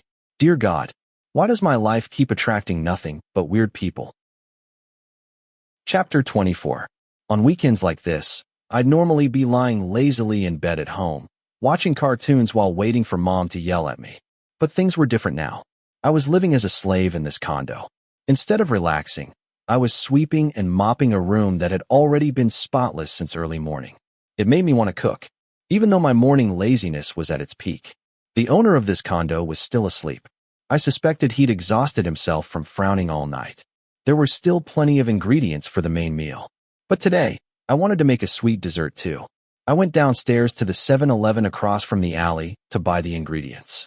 Unfortunately, they didn't have everything I needed. In the end, I had to take a motorcycle taxi to a larger supermarket. As soon as I arrived, I headed straight for the food section.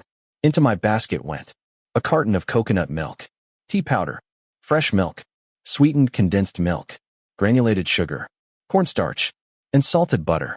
This Thai bread pudding was definitely going to make that handsome guy addicted for life.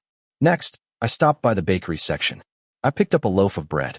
Seeing that it was almost 7 o'clock in the morning, I hurried to the cashier, paid, and rushed back to the condo. First, I washed the rice and started the rice cooker. Then I began preparing breakfast.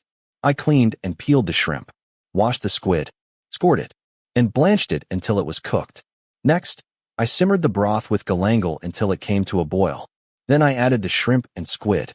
I seasoned everything with soy sauce and brown sugar. Every so often, I skimmed the foam from the surface while tasting the broth. Once everything was cooked, I turned off the heat and covered the pot. Then I prepared chopped celery, fried garlic, and ground pepper, placing them in a small bowl for garnish. Breakfast was finished. Now it was time for dessert. I brewed the tea, strained it, and poured it into a pot. Then I added coconut milk, fresh milk, sweetened condensed milk, eggs, strong brewed tea, sugar, and cornstarch. I whisked everything together before straining it once more. Then I cooked the mixture over low heat, stirring constantly until it thickened into a smooth custard. After removing it from the heat, I stirred in the butter until it melted completely. Finally, I cut the bread into pieces and arranged them neatly on a serving plate. Done. Breakfast was a little extravagant today. While I was washing the cooking utensils, I saw him walking out of the bedroom. He narrowed his eyes at me before heading to the kitchen for a glass of water. Good morning. I greeted the condo owner with a bright smile. He turned toward me and raised an eyebrow, as though wondering what had gotten into me. Who knows what was going through his mind? Are you hungry? Such a short answer. Just like those cold male leads in Korean dramas. Go take a shower first. I ordered the handsome man. He looked confused, but obediently walked back into the bedroom. A little while later, he came back wearing a dark green polo shirt and white knee-length shorts.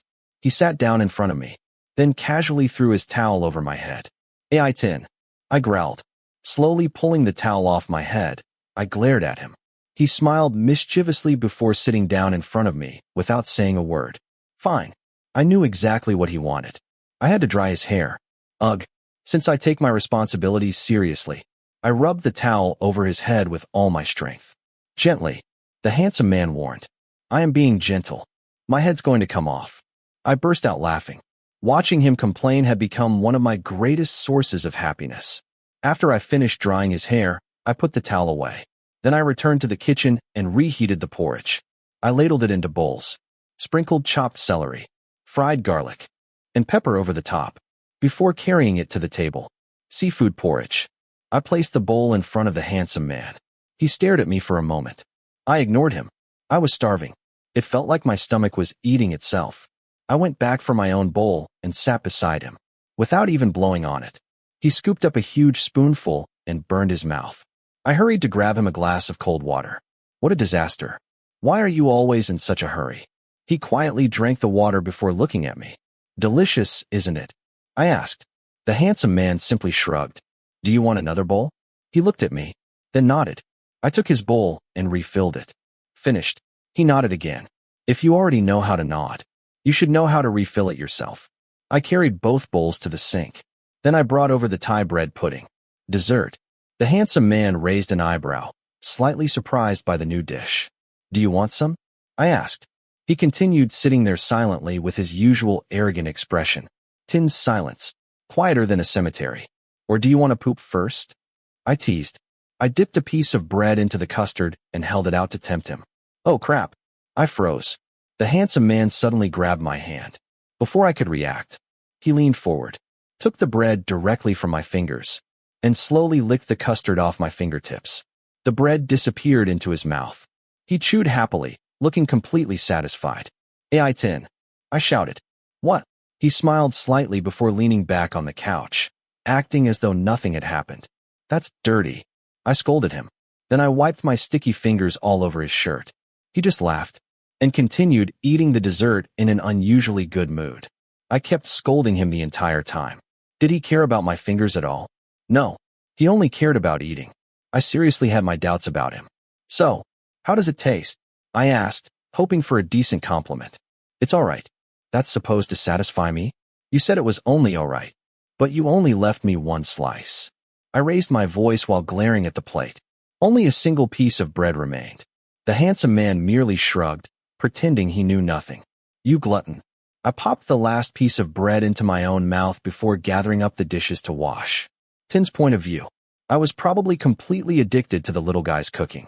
Everything he made was so delicious. Even the food served at the school restaurant couldn't compare. Do you want some potatoes? The chatterbox asked. He probably already knew I wouldn't answer. He poked his head out from behind the refrigerator door just to make sure. I looked at him, then nodded. He smiled sweetly before disappearing back into the kitchen. He was busy again. Would you like some salt and pepper? The little guy asked. I nodded once more. Okay, just wait a second. Maybe it wasn't just his cooking that had captivated me. I was also beginning to fall for his kindness, and the way he always took care of everyone around him. Chapter 25. Today was my last day as the handsome guy's servant. I was excited. I was happy. But a small part of me was disappointed too. No matter how good or bad he could be, he had spent all this time teaching me until I earned high scores in every subject. In the middle of next week, there would be the National Academic Olympiad. The winners would represent the country in the international competition. That was why this handsome man spent every spare moment buried in books. Just watching him study made me feel sick. I really wanted to watch cartoons. But the handsome guy was sitting on the sofa studying. If I turned on the television, he'd probably attack me. My phone was charging too. Huh. Why don't you take a break and go for a walk? You could even meditate. As expected. No answer. I grabbed a magazine and sat beside him. The title caught my eye. Titration, in English. Obviously, I wasn't reading that. If I did, I'd probably leave this world immediately. That was what the handsome man was studying. Chemistry, in English. Thai chemistry was already enough to make me cry. This was just cruel. What are you reading? I tried making conversation to help him relax. Surprisingly, there wasn't a deep frown on his face today. Instead, he glanced at me with obvious annoyance. Seriously, show me a little respect. I'm still a human being. I breathe. I contribute to society. At least look me in the eye. Isn't it difficult? I knew the answer. But I was stubborn. You really don't want to talk to me, do you? Tinn's silence. Please leave a message after the beep. Hey, do you want me to do something? I asked the world's dumbest question. Finally, he looked at me. Wait, why are you smiling like that? I can read English. I proudly raised my voice. I wanted him to know I wasn't completely useless. I smiled without realizing it. Then translate this. Damn. The handsome man pushed the book toward me and pointed at a long paragraph. At that moment, I'd like to request permission to leave this world and become a monk. What the hell is this? I suddenly felt awkward. The only English words I could confidently read were A, N, the, is, am, are. The handsome man stared at me with a frightening look. His eyes were full of pressure. No, I wasn't giving up. I can translate it. As long as I do it by myself later. As soon as I finished speaking, I pushed the book back toward him, picked up my magazine, and quietly pretended to read. Idiot. Ouch. That one stabbed me right through the heart. Did you really have to say it like that? Fine. I shrugged. Then I sat there quietly without bothering him anymore. Eventually, it was time for me to go home.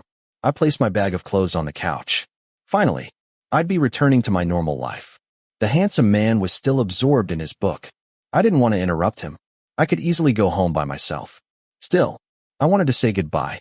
I'm heading home now. He looked up at me. I smiled brightly. The genius alien closed his book and stood. I'll take you home. No, it's okay. I can go by myself. I quickly refused. Not because I was scared. I just didn't want to trouble him. Mom invited me to dinner. He said it so casually as he walked toward the door. Huh? Who's Mom? I hurried after him. Mom? Who's Mom? I stood in front of him with my arms spread wide, demanding an explanation. The handsome man smiled like a villain in a drama. Then he bowed his head slightly. Mrs. Ratchini. Huh. My brain immediately processed it. That's my mom. I protested. Hey, how dare you call Mrs. Ratchini Mom? She only has one son. Me. The incredibly handsome Candafal. Well, she told me to call her that. The handsome man answered calmly. My blood immediately started boiling. I don't want you calling her that. I shouted. He ignored me completely and kept walking toward the elevator. We waited for a taxi downstairs in complete silence. I could only grumble to myself in frustration. When we finally reached my house, I rang the doorbell. Mom came out with a bright smile. The moment she opened the gate, she walked straight past me and hugged the handsome man. Mom missed you so much. Hey, your actual son is standing right here, Mrs. Ratchini. I could only stare with my mouth hanging open before rolling my eyes. Your son is over here. I protested. Mom turned toward me with wide eyes. Yes, I know. Then she hugged me too. Finally, we all went inside. I made dinner. The food was served. Meanwhile, my plate contained nothing but plain rice. No one paid any attention to it. It sat there looking lonely. This was the saddest dinner ever. Mom kept piling food onto the handsome man's plate while happily chatting with him. A little noisy in here, isn't it? I said, hoping someone would notice me. No one did. Hey, hello? This house sure is spacious. I tried again, still refusing to give up. The handsome man glanced at me. He frowned slightly at my nearly empty plate. Then, without saying a word, he picked up a piece of fried fish and placed it on my rice. Thank you. But you didn't have to. I tried sounding annoyed. Then I happily stuffed the fish into my mouth. Mission accomplished. My attention-seeking strategy had succeeded, even if it wasn't exactly the person I was aiming for. After dinner, I walked the handsome man out to the front gate. Thank you so much for tutoring me. I grinned at him. Without warning. Flick. He flicked my forehead. Ow. I shouted. He simply shrugged as if nothing had happened. Then he opened the gate and waited for a taxi by the roadside. Oh, about the academic Olympiad. Good luck. That forehead flick had almost made me forget what I originally wanted to say. The handsome man turned toward me and raised an eyebrow. I'm sure you'll do great. I know you'll succeed. Ignoring his unreadable expression, I stepped closer, placed both hands on his shoulders, and gave them a gentle squeeze. The handsome man narrowed his eyes. Then he nodded. A yellow taxi pulled up. He got inside and returned to the condo. Tinn's point of view. I looked through the taxi window. The man and his mother stood side by side in front of their house.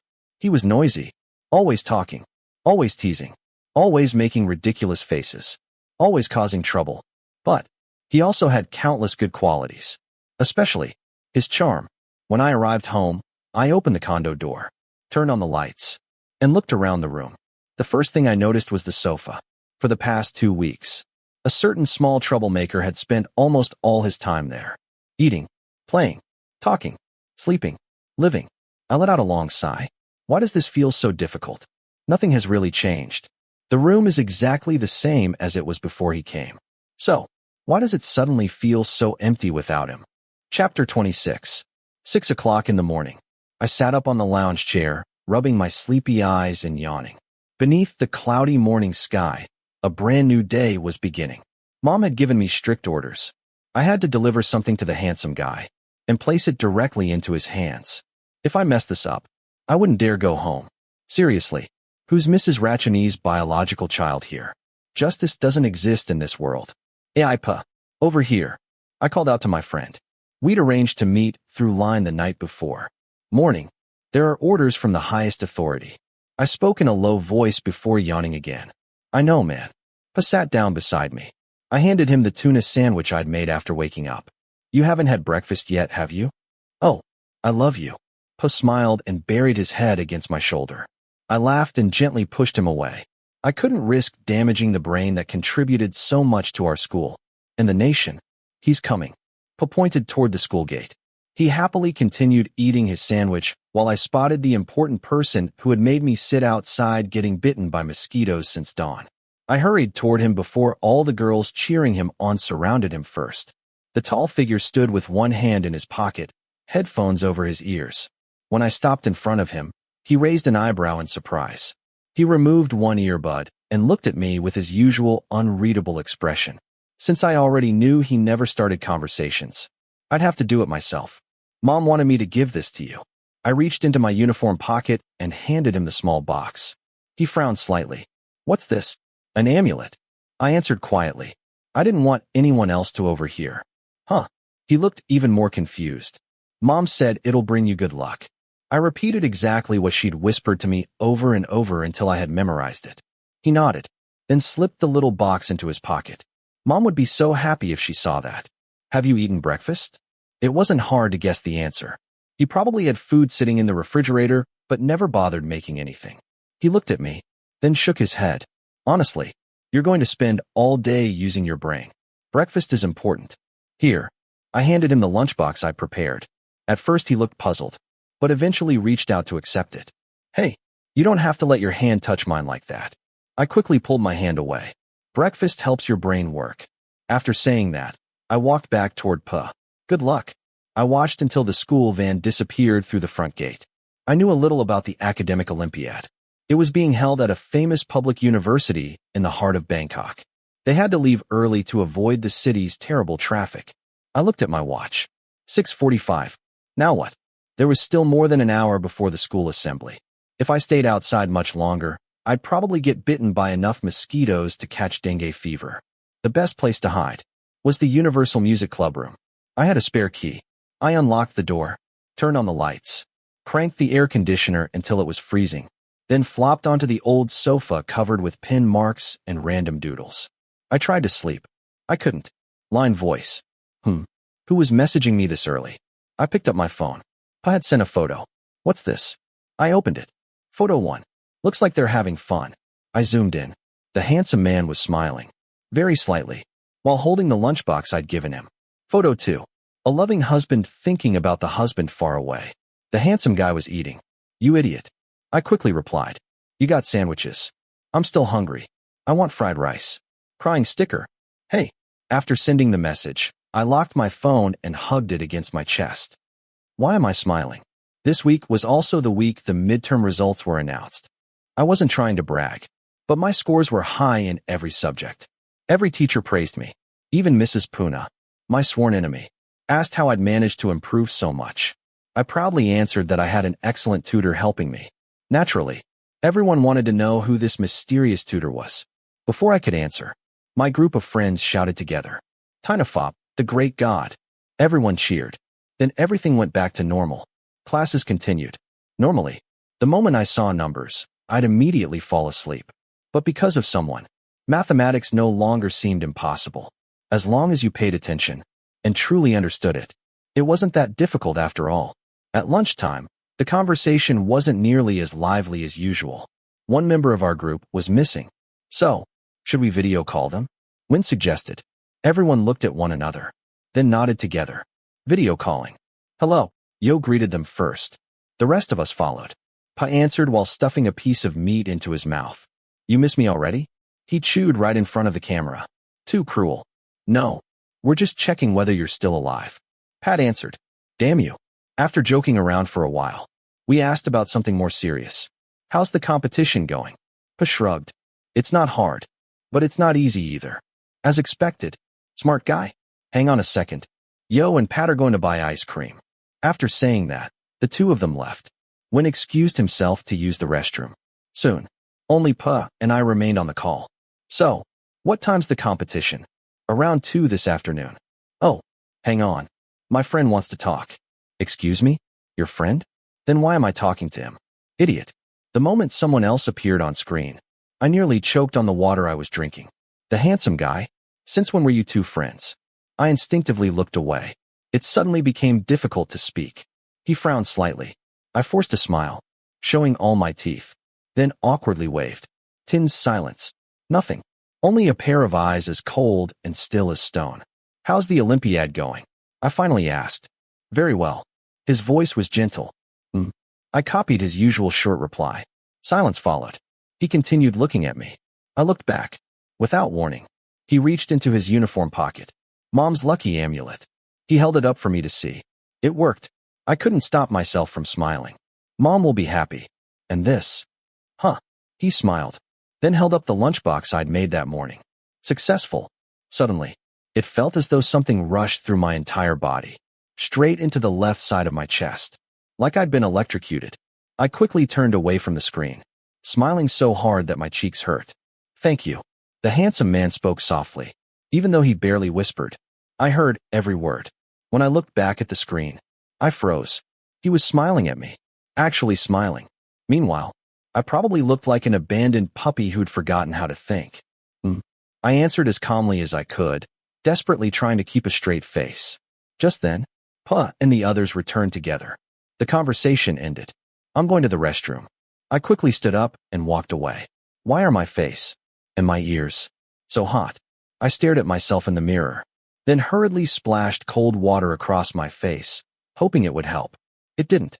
What's wrong with my heart? What's wrong with me? Could this be heatstroke? Chapter 27. The elegant vinyl banner displayed proudly in front of the school announced the achievement of our two greatest geniuses. Mr. Tinn Jirawatanakal, Thailand's representative for the Chemistry Academic Olympiad, highest score in the entire country, and Mr. Parawi Danakasoanthorn, Thailand's representative for the Mathematics Academic Olympiad. I stood there looking at the banner and couldn't help smiling. I was proud of both of them. During the morning assembly, the principal announced the good news to the entire school. The handsome guy and Pa stood on the stage beside the principal and vice principal. They received flower garlands, scholarships, certificates, and medals for their achievements. Thunderous applause echoed throughout the courtyard.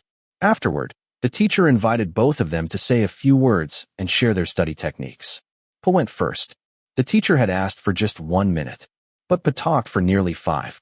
My friends and I exchanged glances. Why are you giving us your autobiography? Then it was the handsome man's turn. A man who rarely spoke, who treated every word as though it were more precious than gold, walked up to the microphone. He simply said, "Thank you." Then he returned to his place. That's it. Seriously? Not even a single extra word. If flowers really bloomed from your mouth when you spoke, they'd probably never bloom at all.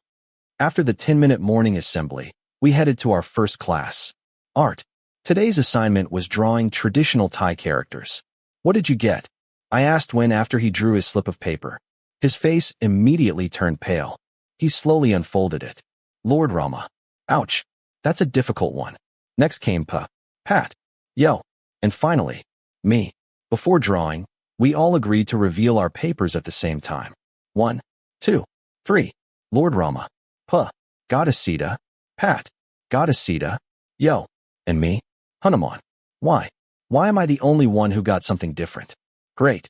I already couldn't draw monkeys. Now I had to draw the Monkey King himself. I put on my saddest expression, hoping my friends would sympathize. Instead, they burst out laughing. Damn it. What terrible friends. By lunchtime, I was still complaining about Hanuman nonstop. You want a sausage? I nodded. Apparently my stomach never cared whether I was happy or miserable, as long as it got food. The moment the grilled sausages and meatballs arrived, everyone attacked them like starving vultures. So good, Pat declared dramatically while biting into a meatball. You glutton. Hey, your boyfriend's here, monkey. Yo teased. I looked up. The handsome guy. I quickly put my sausage skewer back onto the plate and wiped my mouth with my hand. What is it? I asked. The taller, much more handsome man looked at me before placing a lunchbox on the table. I came to return this. I nodded. Then he left with his friends. I immediately returned to my beloved sausage. Put it over here, I told Win, pointing at my supply box. As he picked it up, he frowned. Why is this so heavy? You're just hungry. I rolled my eyes. No, I'm sure there's something inside. Win insisted. The others immediately agreed. Open it. Let's see. You idiots. I shouted as Win and Pat reached for the box. And Yo leaned over too. Then all four of them yelled together. Whoa, Sayama, dumplings. I quickly snatched the lunchbox away from Pa and looked inside. It really was dumplings. I don't know whether God favors you or what. Yo sighed dramatically. Everyone nodded in agreement. What's that supposed to mean? I grumbled while quickly closing the lid. Oh ho, so you're enjoying this, aren't you? Yo teased. I love him, Pat sang while everyone clapped along. Shut up, or I'll sew your mouth shut. I clenched my fists, then grabbed the lunchbox and stormed out of the cafeteria. If I stayed any longer, I'd never hear the end of it. That afternoon, I couldn't concentrate in class at all. Those idiots kept teasing me about the dumplings. The moment school ended, I hurried toward the front gate. Just then, line voice. Group chat. They. Sweet master. Pat. Yes. They. Would you like shrimp dumplings? Crab dumplings? Pork dumplings? Or would you like me to come to you? Ouch. Win. Wow. What annoying friends. And you, handsome guy, just wait until I see you again. I'll definitely lecture you. Growl. My stomach rumbled loudly. What should I do now? I stood at the bus stop, rubbing my stomach. The traffic was completely jammed. At this rate, by the time I got home, my stomach acid would have digested me first. Wait, I still had those dumplings. The troublemakers weren't around to tease me anymore. I opened the lunchbox, picked up the little toothpick tucked inside, and speared a dumpling. This is heavenly. I smiled to myself while remembering Yo's message. Would you like shrimp dumplings? Crab dumplings? Pork dumplings? Or would you like me to come to you?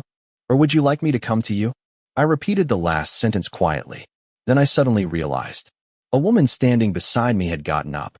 The bus is here. She spoke as the bus pulled in. I hurriedly shook my head, trying to drive those ridiculous thoughts away. I'm completely distracted. At this rate, I really am going to lose my mind. Chapter 28. School was chaotic again because this week was sports week. On the very first morning, every row was filled with students dressed up for the color parade. As a senior, I had the honor of joining the parade, which was apparently a huge responsibility. I ended up dressing as a smoking ghost for the anti-drug campaign. Such a waste of Mrs. Ratchini's handsome son. The marching band played while the majorettes tossed their batons 3 times to signal the start of the parade. Each color marched around the stadium track before returning to its designated area. The 5 teams were red, pink, orange, blue, and green. After the parade, everyone gathered for the opening ceremony. The principal gave a speech, saying that exercise was a magic pill that built both physical strength and friendships. Then he invited someone to speak at the podium. The student council president. The world outside the classroom is much bigger than studying. That sounded like something from Children's Day. As soon as the handsome guy finished his incredibly short speech, I looked around. Everyone was staring blankly, trying to figure out the deeper meaning behind his words. Well, maybe that's just how geniuses talk. The next important ceremony was lighting the torch. The students who had won medals at the national level carried the ceremonial torch before handing it to the physical education teacher, who lit the cauldron. Amid thunderous applause, Sports Week officially began. On the first day, the major events were track and field and swimming. Pa and I were both on the green team. After changing clothes, we rushed to the main stadium to grab seats. We wanted to cheer for our teammates, especially Pat and Yo in the men's 400-meter race. Who do you think will win? Pa asked, tossing peas into his mouth. You mean Yo and Pat? When asked, Pa nodded. I think they'll both pass out, I answered immediately. Looking at their condition, there was no way they could beat the school's real athletes. And I wasn't wrong. Out of the 5 teams, Yo finished 4th, while Pat came in 5th. Close, but still no medal. There was almost a 10-second gap between 3rd place and them. Even the judges joked that the runners from the red and pink teams had looked much faster. My friends, we hurried over with bottles of water. Pat and Yo were sitting on the ground, gasping for air. Wynn handed Pat his notebook. I pulled out a handkerchief so he could wipe away the sweat. I want to die. Yo panted, breathing like a dog chasing a cat. I swear I'll never torture myself like this again, Pat groaned. We waited until both of them had recovered before heading to the basketball court to watch the green team face the blue team. There's an empty spot over there, Wynn said, pointing toward the edge of the court. But that's the blue team's section, I protested. I want to cheer for green. Then go grow wings and fly, Pa said, smacking me on the head before leading everyone over. Damn it. In the end, I had no choice but to follow because every other seat was already taken. Even though it was only the qualifying round, the stands were packed. The place we ended up sitting was, unfortunately, right next to the blue team's bench. The girls' screams echoed throughout the gym. I looked around. Now I understood why. Thusun and the student council president were both playing for the blue team, our biggest rivals. Just by comparing the players, it was obvious which team was going to lose. The blue team was made up of more than half the school's basketball players. I swept my gaze across the court and froze. The handsome guy was standing there, looking directly at me. I grinned and waved. He remained as motionless as a wax statue in a museum. Sigh. I'm getting tired of being the only one trying to be friendly. Only 20 seconds later, the first quarter began. The blue team immediately took control of the game. Thusun scored a beautiful three-pointer that made the girls scream. The game continued exactly like that throughout the entire quarter. End of the first quarter. Blue team, 33. Green team, 10. Maybe my team could catch up. In the next quarter. After a 2-minute break, the second quarter began. The blue team continued weaving through the green team's defense with ease. The tall, handsome guy kept soaring into the air for layups. Again, and again, and again. Every basket sent the girls into another frenzy. By halftime, blue team, 56. Green team, 17. The third and fourth quarters weren't much different. The green team fought hard, but exhaustion caught up with them. Final score. Blue team, 96. Green team, completely defeated. The blue team advanced to the next round, while the green team would have to keep fighting through the remaining matches for another chance to qualify. Big brother. I turned around. A sweet-looking junior girl was patting my shoulder. What is it, little sister? I'm going to the restroom. Could you please help hand these cold towels to the blue team? I was just about to refuse. Please, handsome big brother. How could I possibly say no after that? Sure. Leave it to me. I turned toward my friends. Come help hand these out. Of course, little sister. Unfortunately, the moment they answered, they all disappeared. Hey, what kind of friends are you people? I wanted to run after them, but I couldn't. What if that cute junior thought I broke my promise? Cold towels. I walked over and handed them out one by one. When I reached Thusun, He looked at me in surprise. Aren't you on the green team? Yep. So what are you doing here? Someone asked me for a favor. I shrugged and continued handing them out. Finally, I reached the handsome guy. Cold towel. I lightly tapped his arm with it. He looked up at me, but didn't take it. Wow, what incredible pride. I placed it beside him.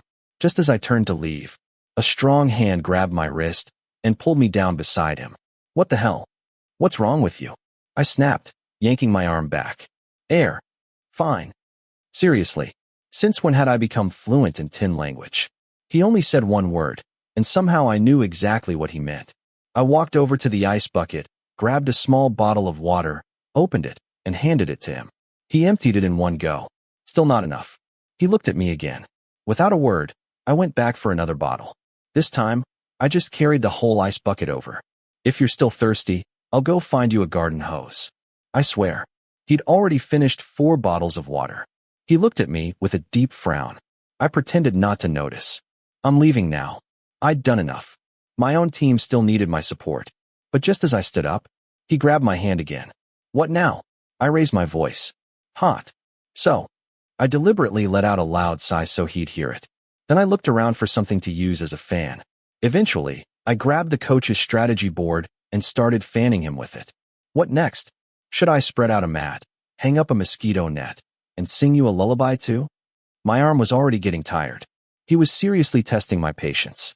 Yes, he answered flatly. I was being sarcastic. I shouted. He simply shrugged as if he had no idea what I was talking about. After finally finishing my temporary job as his personal servant, I went looking for my friends, who had all escaped to the swimming pool. The moment I found them, I started scolding them for abandoning me. But what did they do? They all glanced at me, then immediately turned back to watch the swimming competition. Seriously, watch me. I'm your friend. Chapter 29. Today was the last day of the sports festival. It was the day when almost all the gold medals would be decided. The cheerleaders' support team was in complete chaos because no one knew which stadium they should settle in. My friends and I had originally agreed to watch the soccer final at the Central Stadium after the basketball game. We watched the blue team athletes warming up. One of them was the handsome guy, jogging around the court. But I didn't care.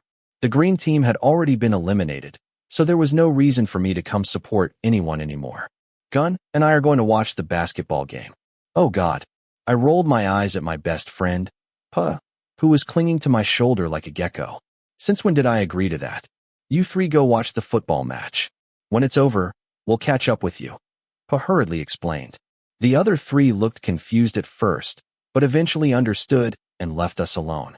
Then I was dragged straight to the basketball court. Why did you drag me here? I complained. He stayed silent. Seriously? More riddles. Puh refused to explain anything. Hey, Puh. Huh. I turned toward the voice and saw Thusun walking over. Hey, Puh replied shortly. Are you here to support me? My eyes widened. I stared at Puh, then glanced at Thusun. He looked slightly hopeful. I came to support Orange, Puh answered in a teasing voice. Too bad. Thusun placed a hand over his chest and pretended to look heartbroken, like an old lady who had just missed the free bus. Watching him made me want to call a TV producer. A new entertainment star had clearly been born. Puh didn't answer immediately. He simply let out a loud sigh, which was answer enough. Thusun smiled before hurrying back to join his team. Typical, Puh muttered after he left. I turned toward him in surprise. You're with him? Still distracted by his own thoughts, Puh answered without thinking. Yeah. Huh. Got it. Realizing what I'd actually asked, Puh quickly looked at me and started explaining. I cut him off before he could finish. Not now. Shit. Don't tell anyone. His voice became unusually serious. He was obviously afraid I'd run off and tell our friends, who would never let him live it down. I shrugged as though I hadn't heard him. If you tell them, I'll expose your secret. Huh. What do you mean? He grinned before whispering in my ear. You secretly peed in Aunt Sujit's kale patch. Damn you. That's supposed to stay a secret. Damn it.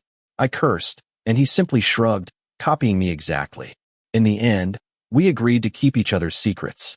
If they got out, mine would definitely be more embarrassing. About 5 minutes before the game began, the blue team players entered the court.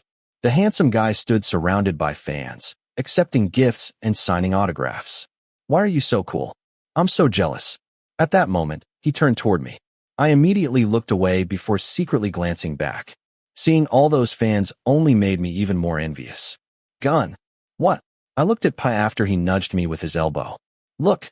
He tilted his chin toward someone. I followed his gaze. No need to guess who it was. The handsome guy. What is it? I asked with forced indifference. He didn't answer. Instead, he tossed something into my lap. Huh. These were all the gifts his fans had just given him. Were these for me? I wanted to ask why he was giving them to me, but he'd already walked away. Wow. You're such a strange person. Handsome guy. That smells fishy, Pa said. I immediately squealed. Are you crazy? Instead of denying it, Pa smiled as though he'd just come up with an interesting theory. It's just like one of those romance novels. What are you talking about? I asked. Maybe he'd studied too much and finally lost it. The male lead wants to prove he's sincere. He doesn't want the heroine to misunderstand, so he gives her all the gifts other girls gave him. Po explained with dramatic hand gestures while I listened in complete disbelief. I took a deep breath. Want me to take you to the hospital? I seriously thought it was time for him to see a psychiatrist and get some medication before his imagination got any worse. The game began, and the blue team continued playing brilliantly. They completely dominated the orange team. The handsome guy even made an incredible shot from the three-point line. During the next quarter, the blue team's ball handling was exceptional. They dribbled past the orange team defenders with ease and piled up point after point. By the end of the game, the blue team crushed the orange team, 49-17. The vice principal presented medals to all the winning students. The applause and cheers echoed across the stadium, especially when Thusun and the handsome guy stepped forward to receive their medals. So many, Pa said, pointing at the public relations scoreboard showing the medal count. The blue team now had 16 gold medals, putting them firmly in first place. The orange team followed with 5. The red team and the pink team each had 2. The green team had only 1 gold medal, 1 in tug-of-war. Mostly from the athletes, I replied. Pa nodded. The crowd gradually began to disperse, so we stood up. Then I remembered the pile of things still sitting in my lap. I'm going to return these to Tinn, I told Pa. Wait for me. Hopefully he wouldn't disappear like he usually did. I'm going to the bathroom. I'll be back later.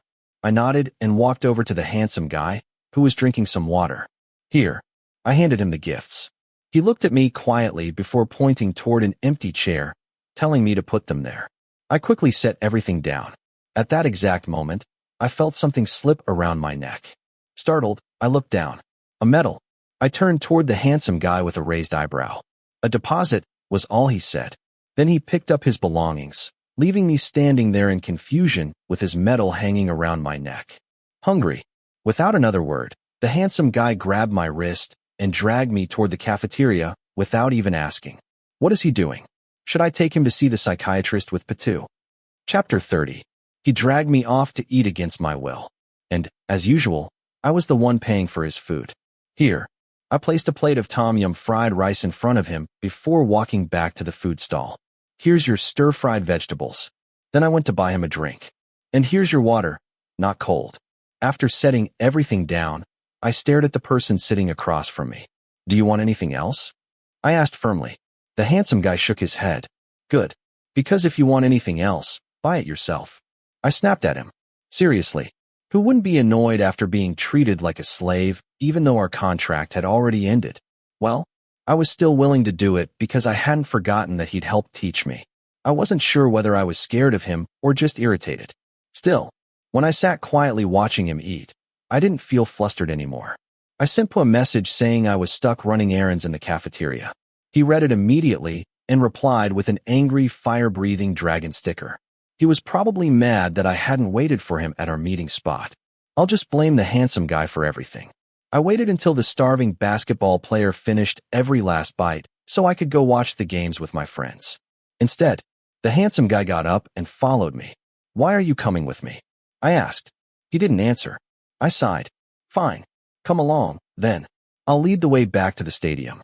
As we walked past the student activities building, my eyes landed on a raffle booth.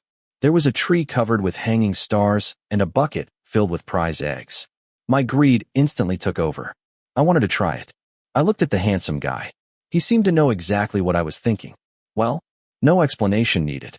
I hurried over. Hello. Hi. I smiled at the pretty junior student running the booth. Tinn bought for 1 star and 1 egg. Honestly, I wasn't even looking at the prize tree anymore. I was looking at the cute junior. Very funny. Do you already have a boyfriend? I pulled out a coin and handed it over before choosing a star for her to open. Orange juice. I smiled politely. I was already tired of orange juice. Well, I still had 1 egg left. Please let me have some good luck. You won an inhaler. Damn it. I'm not dizzy. I don't need an inhaler. Can I play again? I asked, hoping my handsome face would earn me a little special treatment. Sure. She smiled sweetly. Pretty. And kind. Tinn bought. Huh. My smile instantly disappeared. That beautiful junior was secretly evil. I reached into my pocket, only to discover I had nothing except a 500 baht bill. That was supposed to be my spending money for the whole week. Want to play? I asked the man standing beside me with his arms crossed.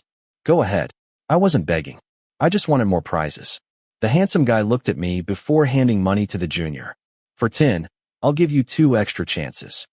Huh. I stared in disbelief. How was that fair? Why was she treating him so much better? I stood there glaring at him with envy. You want a brown teddy bear? Not bad. I watched enviously as he reached into the bucket again. The pretty junior opened the next prize. A hat. Another junior handed the hat to the handsome guy. He immediately gave it to me to hold since he still had 2 draws left. Neck pillow. Girdle. I gasped. How did this guy keep getting useful prizes? Hey, let's take a selfie, Tinn. The 2 junior girls called out excitedly. Well, it was a good thing the pretty junior wasn't asking me instead. Otherwise, I'd probably end up being the one holding the camera. I waited until the popular guy finished taking pictures. Then I immediately handed all his prizes back. He stared at my face for a moment, looking for something. Before I could react, he picked up the hat and shoved it onto my head until it covered my eyes. Then he wrapped the neck pillow around my neck from behind. Next came the girdle around my waist. Finally, he took the teddy bear back into his own hands. Damn you, Tinn. I cursed silently. I slowly pushed the hat up, ready to glare at him. But standing in front of me wasn't just the handsome guy. There were several phones pointed straight at me. My brain reacted instantly. Smile. Be nice. There are people watching. The murderous glare in my eyes gradually softened into a sweet smile. What's wrong with smiling? I raised 2 fingers beside my face. Beaming face with smiling eyes, winking face with tongue, face with hand over mouth. Crazy. I'm way too good at this. Tinn 2. I smirked. You're not getting away this easily, handsome guy. He frowned as though he already knew what was coming. Too late. He should wear the props too. I turned to the juniors. They immediately nodded in agreement. I grabbed some of the costume props and tried putting them on him. He glared at me as though he wanted to kill me. I didn't care. I wasn't scared. There were dozens of witnesses around us now. You're so funny, Tinn. So cool. Yeah, sure. A guy as tall as a telephone pole wearing toy accessories. Very cool indeed. Let's take a picture together. Another junior came over and arranged our poses until I had no choice but to cooperate. As expected, every prop that belonged to the handsome guy somehow ended up on me again. Humph. I grumbled. He let out a low laugh. I bared my teeth at him angrily. He wouldn't let me escape. I stood there like one of Madame Tussauds wax figures while all the younger students lined up to take pictures with me. When it was finally over, I turned to face that handsome devil. I glared so hard my eyeballs nearly popped out. He wasn't scared at all. He simply shrugged and grinned. Is this funny? I demanded. The handsome guy looked at me and nodded. I glared even harder. You think this is hilarious, don't you? I growled as I pulled the props off myself and tried forcing them onto him instead. I kept trying until I wore myself out. Don't be naughty. He said it sharply enough that I froze. I'm not being naughty. I argued. Naughty. Then he flicked me on the forehead before turning and walking away. Hey, you can't just run away after that, you brat. Get back here. Chapter 31. Monday morning. Traffic jams. And on top of that, the sky was covered with dark clouds. If it started raining during rush hour, things would be a complete disaster. So I left home early, afraid I'd be late for school. I took out my old dark blue umbrella from the cabinet. It looked as though a dog had chewed on it. I opened it to check. It still worked. Hopefully it wouldn't fall apart. I'm leaving, Mom. Did you take your sandwich? Her voice echoed from the kitchen. I did. Okay. Be careful. I stood at the crowded bus stop, waiting for the bus. Apparently, Everyone else had the same idea as me. They'd all left home early before the heavy rain began. Beep, beep. Everyone at the bus stop, including me, turned toward the sound of a motorcycle horn stopping right in front of us. Who the heck is this? A thief or something? I was ready to jump back, but the rider removed his helmet. I let out a sigh of relief. AI sound. Yes, Master Gun. The guy on the motorcycle raised a hand and cocked an eyebrow at me. I seriously wanted to snap that smug eyebrow right off his face. What are you doing here? I asked quietly. I had some business nearby. Oh, I nodded. Just then, my bus approached. Before it could stop, Sound rode past it and pulled farther ahead. Hey, want a ride? He patted the seat behind him after noticing I was heading toward the bus. No, I refused immediately. Who knew if he'd speed like a maniac and get us into an accident that would land me on tomorrow's front page? Oh, that's too bad. Sound made the face of a neglected child whose parents didn't love him. What should I do? I didn't care. What exactly are people supposed to accept from you? The gloomy expression instantly disappeared. He grinned from ear to ear and pointed dramatically at his chest. My heart. Good grief.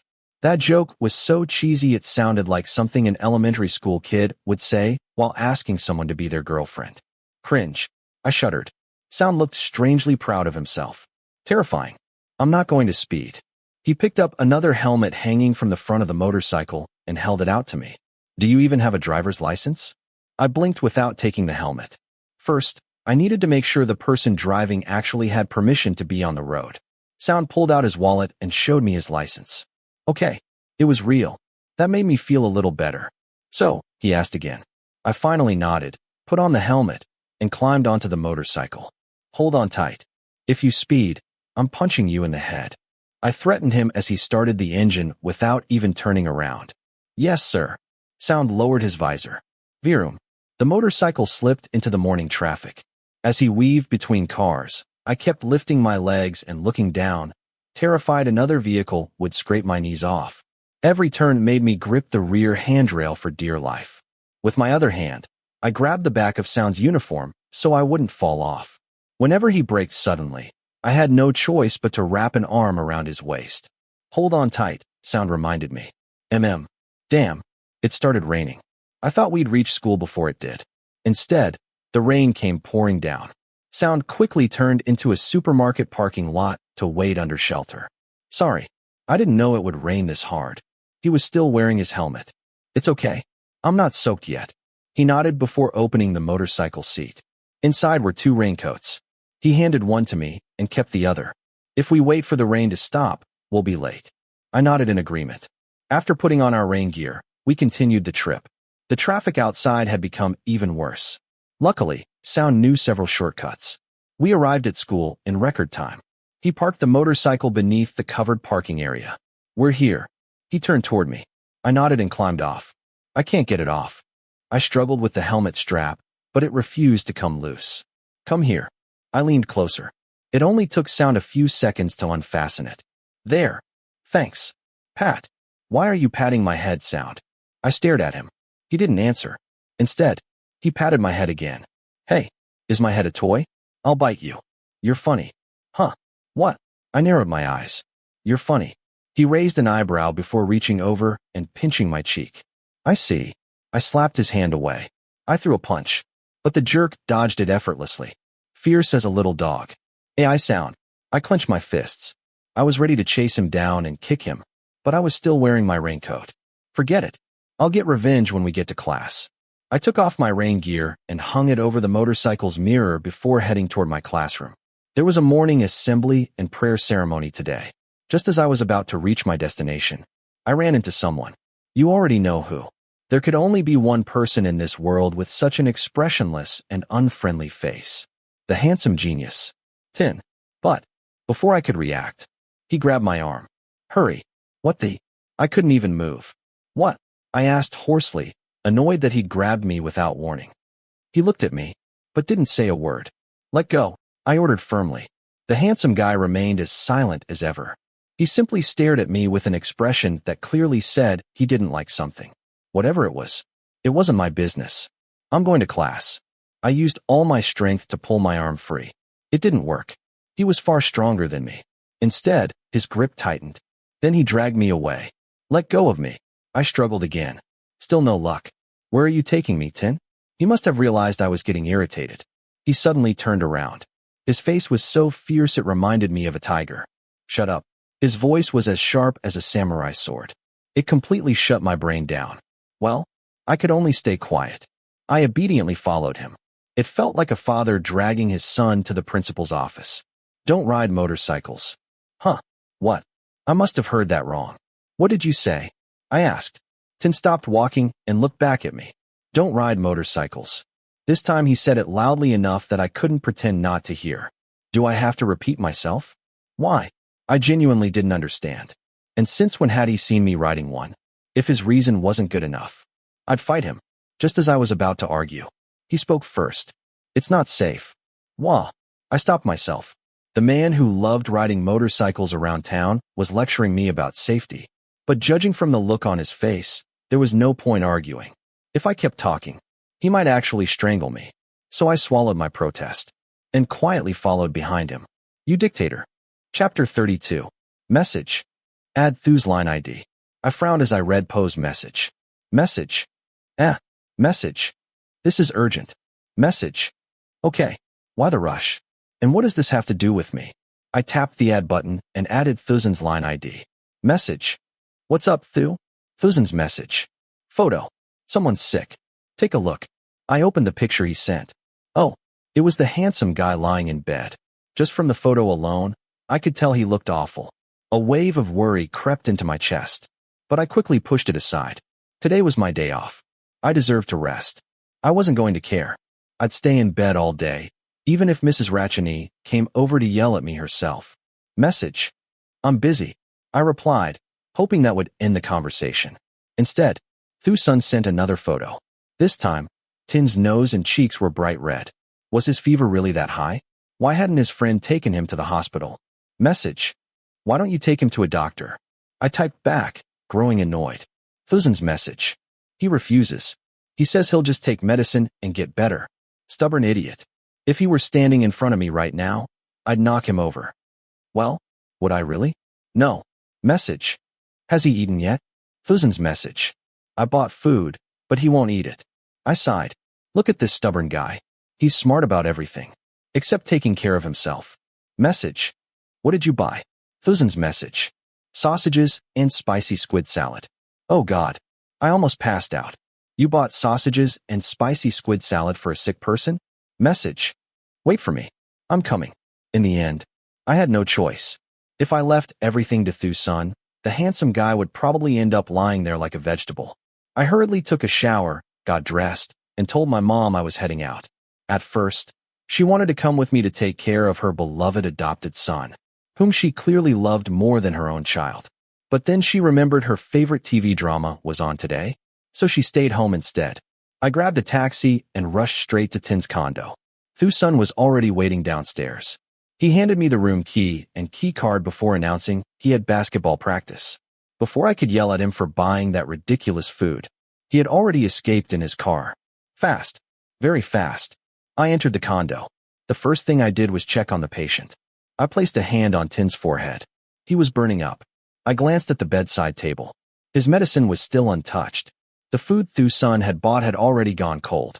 I carried it into the kitchen before making a fresh pot of pork rice porridge instead. When breakfast was ready, I placed the bowl on the bedside table and sat beside him. Hey. I poked his arm. He frowned, clearly annoyed that I was disturbing his sleep. Wake up. Go back to sleep later, damn it. He didn't answer. Instead, he lazily reached out and shoved my face away. Hey, are you trying to push me off the bed? You're really getting on my nerves. Hey, Tinn, wake up and eat. I shouted. If you keep testing my patience, I'm dumping this porridge right on your face. He seemed to realize the voice didn't belong to one of his usual friends. Slowly, he turned to look at me. It's me. I smiled and winked. Hopefully he still recognized me. When did you get here? He asked weakly. A while ago. I let a thief into your condo, and we stole all your furniture. The handsome guy smiled. Come on. Sit up and eat. He looked at me before slowly pushing himself upright. I quickly stuffed a pillow behind his back. Have you brushed your teeth yet? I almost forgot. Good thing I remembered first. Can you get up and brush your teeth? I sighed. If he weren't sick, I'd be lecturing him morning, noon, and night. I prepared everything for him. A toothbrush, toothpaste, mouthwash, a cup of water, and a small basin. Brush your teeth first. I handed him the toothbrush. He accepted it without taking his eyes off me. What are you staring at? He didn't answer. He simply smiled faintly. Wipe your mouth. I handed him a towel before taking everything into the bathroom to wash. When I returned, he was quietly staring at the bowl of porridge. He must have been hungry. I placed the tray across his lap. Eat while it's still hot. He nodded and ate quietly. While he ate, I prepared his medicine. When he finished, I gave him some water. Then I waited another 15 minutes before giving him the medication. Do you want to sleep? I asked. He nodded. I'm sticky. Then I'll wipe you down. Okay. I went into the bathroom. I filled a basin with warm water and grabbed a small towel. Returning to the bedroom, I sat beside him again. His forehead was still hot. I wrung out the towel before gently wiping his arms, his hands, his neck, trying to cool him down. My body too. I definitely heard that. I narrowed my eyes at the patient. His expression remained perfectly serious. Well, we've already come this far. It's not like it's difficult. Unbutton your shirt. I instructed him. He obediently followed. He removed his shirt and set it aside. Seriously, what kind of body is this? Was it handcrafted in heaven? My eyes traveled from his broad shoulders to his chest, then his abs. Done. I tossed the towel back into the basin. The lower half too. I'll slap you. He reached out as if he wanted to grab my hand. Take your medicine and go to sleep. I stayed until he had completely fallen asleep. Then I went into the living room, sat on the sofa, and watched cartoons. Every 30 minutes, I went back to check his condition. Turns out, people taking care of sick patients can fall asleep too. How strange. Tinn's point of view. I woke again in the afternoon. The headache and fever had eased considerably. The pain was nowhere near as bad as it had been that morning. Maybe because someone had taken such good care of me. I could hear the television playing in the living room. It was strangely comforting to know he was still here. When I walked out, I found it wasn't someone watching television. It was the television watching someone. Hey, sleeping that deeply? I picked up the remote and switched the TV off. Then I returned to the bedroom, grabbed a pillow and a blanket, and carefully covered him. As I adjusted his legs into a more comfortable position, he let out a sleepy little sound. One of his hands nearly smacked me in the face. Even asleep, he's still full of energy. I couldn't help complaining to myself. His small lips puckered slightly, as though he were mumbling in his sleep. My finger brushed against them. His lips are soft. Chapter 33. If anyone saw me right now, they'd definitely think I'd lost my mind. I woke up smiling like an idiot. When I opened my eyes, I found myself lying on a pillow, tucked beneath a blanket. For some reason, I couldn't stop smiling. I hugged the blanket tightly, rolled from side to side, buried my face in the pillow, and breathed in its scent. Ugh, I've completely gone crazy. Before my imagination could run any wilder, I hurriedly climbed off the couch, folded the blanket neatly, and placed it back on the pillow. Then I walked into the bedroom to check on my patient. The handsome guy was still asleep, the blanket only half covering him. His complexion looked much better than before. I think his fever had gone down. I reached over and touched his forehead again. A little cool now. Still slightly warm, but much better. If he keeps taking his medicine, lets me clean him up, and gets another night or two of sleep, he'll be back to normal. I'm basically a doctor now, aren't I? Someone applaud me. I glanced at the clock. 5 already. You really slept through the whole afternoon, didn't you, Cantafall? If you keep sleeping like this, you'll end up being carried away to the hospital before anyone finishes praying over you. For dinner, I made something light. A sick person shouldn't be eating heavy or spicy food. If he ate the spicy squid salad Thusun bought earlier, he'd probably end up in a coma. Today's menu was chicken rice soup. I also prepared some fruit and a hot cup of tea. I took a guava from the refrigerator, cut it into bite-sized pieces, and arranged them neatly on a plate. I even tasted one first to make sure it was sweet. Perfect. I'd serve the fruit after dinner. By the time it was almost 6 o'clock, I went to wake the sleeping prince. Of course, he rebelled. I kept trying until he finally opened his eyes. Wake up. Time for dinner. I'm not hungry. He turned his face away. Even if you're not hungry, you still have to eat. I refused to back down. I'm not about to let you starve yourself to death and stink up the entire condo. I came here specifically to force you to behave. You're more stubborn than a kindergarten kid who refuses to stop playing in muddy puddles.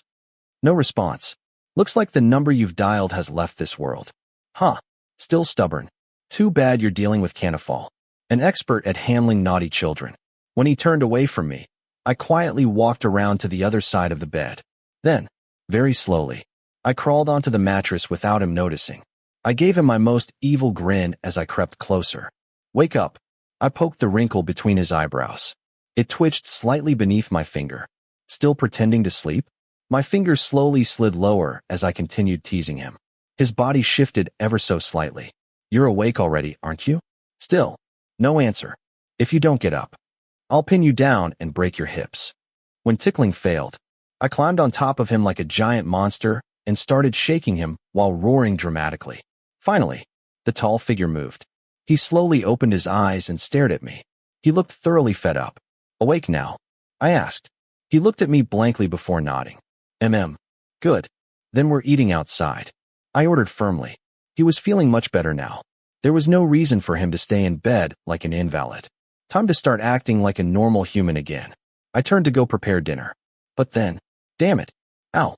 I squeezed my eyes shut. The last thing I remembered was crashing straight into that ridiculously handsome body. He was lying beneath me. My chest hurts. Why did you grab my arm? I tried to push myself up. The first thing I saw was his face. So close. I could feel his breath. Neither of us spoke. We simply stared into each other's eyes, as though we were trying to say something without words. Stop. Stop. What's wrong with me? My heart's gone completely crazy. If we keep looking at each other like this, nothing good is going to happen. He suddenly rolled over and started getting up. Thank goodness. Wait. Why are you grabbing my arm again? His hand wrapped around my wrist, holding me in place. Nice. He whispered. What do you want? I kept trying to pull free from beneath his larger body. I like it like this. He deliberately leaned closer. The tip of his nose stopped only a breath away from my cheek. Then, he rolled me onto my back. Now he was above me. Damn it. Goosebumps. Then, snap. He flicked my forehead. The next second, he jumped out of bed. Apparently, he knew I was about to kick him in the neck. Bastard Tinn. My shout echoed through the entire condo. That jerk was already outside the room. Handsome bastard. I cursed while flailing around on the bed like a scalded puppy. You. That stupid pounding in the left side of my chest started bothering me again. What the heck? If it doesn't stop soon, I'm going to rip it out and grill it for dinner. It's all your fault, smart guy. I yelled at him for what had to be the 100th time, even though I knew he couldn't hear me. Fine. I'll just walk outside and shout directly into his ear. But, let's eat together. I divided the food between the two of us. Those unexpectedly gentle words reached my ears. And somehow, every bit of my anger got stuck in my throat. What happened? Why did I suddenly go quiet? I slowly walked over to the coffee table. He had really split the meal in half for us. Thank you. I quietly replied before heading into the kitchen. I made us some hot tea, grabbed the plate of fruit, and carried everything back. Feeling better? I asked as he sipped the chicken soup. He glanced at me and nodded. After that, neither of us said another word. When we finished eating, I carried the dishes to the sink and washed them, just in case he got hungry again later. Then I returned to his bedroom. I pulled the curtains open to let the evening light inside. After that, I straightened the messy bed. As my fingers brushed over the pillow and blanket, I remembered how he'd suddenly pulled me down onto him. Then flashes from that strange night surfaced in my mind again. The only thing I clearly remembered was waking up with sore hips all over. Ahem. The sound behind me made me jump. I was startled, almost scared out of my skin. Are you going to take a bath? My thoughts disappeared instantly. The handsome guy had already taken off his shirt and draped a towel over his shoulder. Yeah. Feeling better already? I narrowed my eyes suspiciously. Not yet. Sit down. I'll wipe you off. I told him to sit on the bed before going into the bathroom to prepare a basin of water and a small towel. When I came back, he was wearing only his pants. I was too tired to scold him. Whatever. My throat already hurt enough. I wrung out the towel and gently wiped down his arms, his chest, his back. Seriously, even his back is smooth. What kind of lotion do you use? Raise your arm. I ordered as I cleaned beneath his arm and along his side. He raised an eyebrow, but obediently followed my instructions. After finishing the upper half, I moved on to his legs. Don't get the wrong idea. I mean his legs. Lift your foot. Otherwise, how am I supposed to clean it? I was running out of ideas. Little one. Who are you calling that? Little one. Are you talking to me? I stared at him. He nodded. My name is Kanafal Wongwidya. It's not little one. Okay. Humph. I have something for you. Am I dreaming? I looked suspiciously at the half-dressed man. Someone with as little social awareness as you. Giving someone a present? I still couldn't believe it. Here. Hold out your hand. Still skeptical. I obediently stretched it out. Greed always wins. Close your hand. Don't open it yet. I did exactly as he said. The handsome guy stood up, picked up the basin, and walked into the bathroom. Now look. He disappeared inside. What could it be? A 10-carat diamond? Some priceless treasure? I eagerly opened my hand. My soul immediately left my body. Ack! Damn it, Tinn! My scream was louder than an airplane flying overhead. Because, sitting in my palm, was a condom. That handsome bastard had pranked me again. Just wait until you come out of that bathroom. I'm going to kill you. Ugh. So frustrating.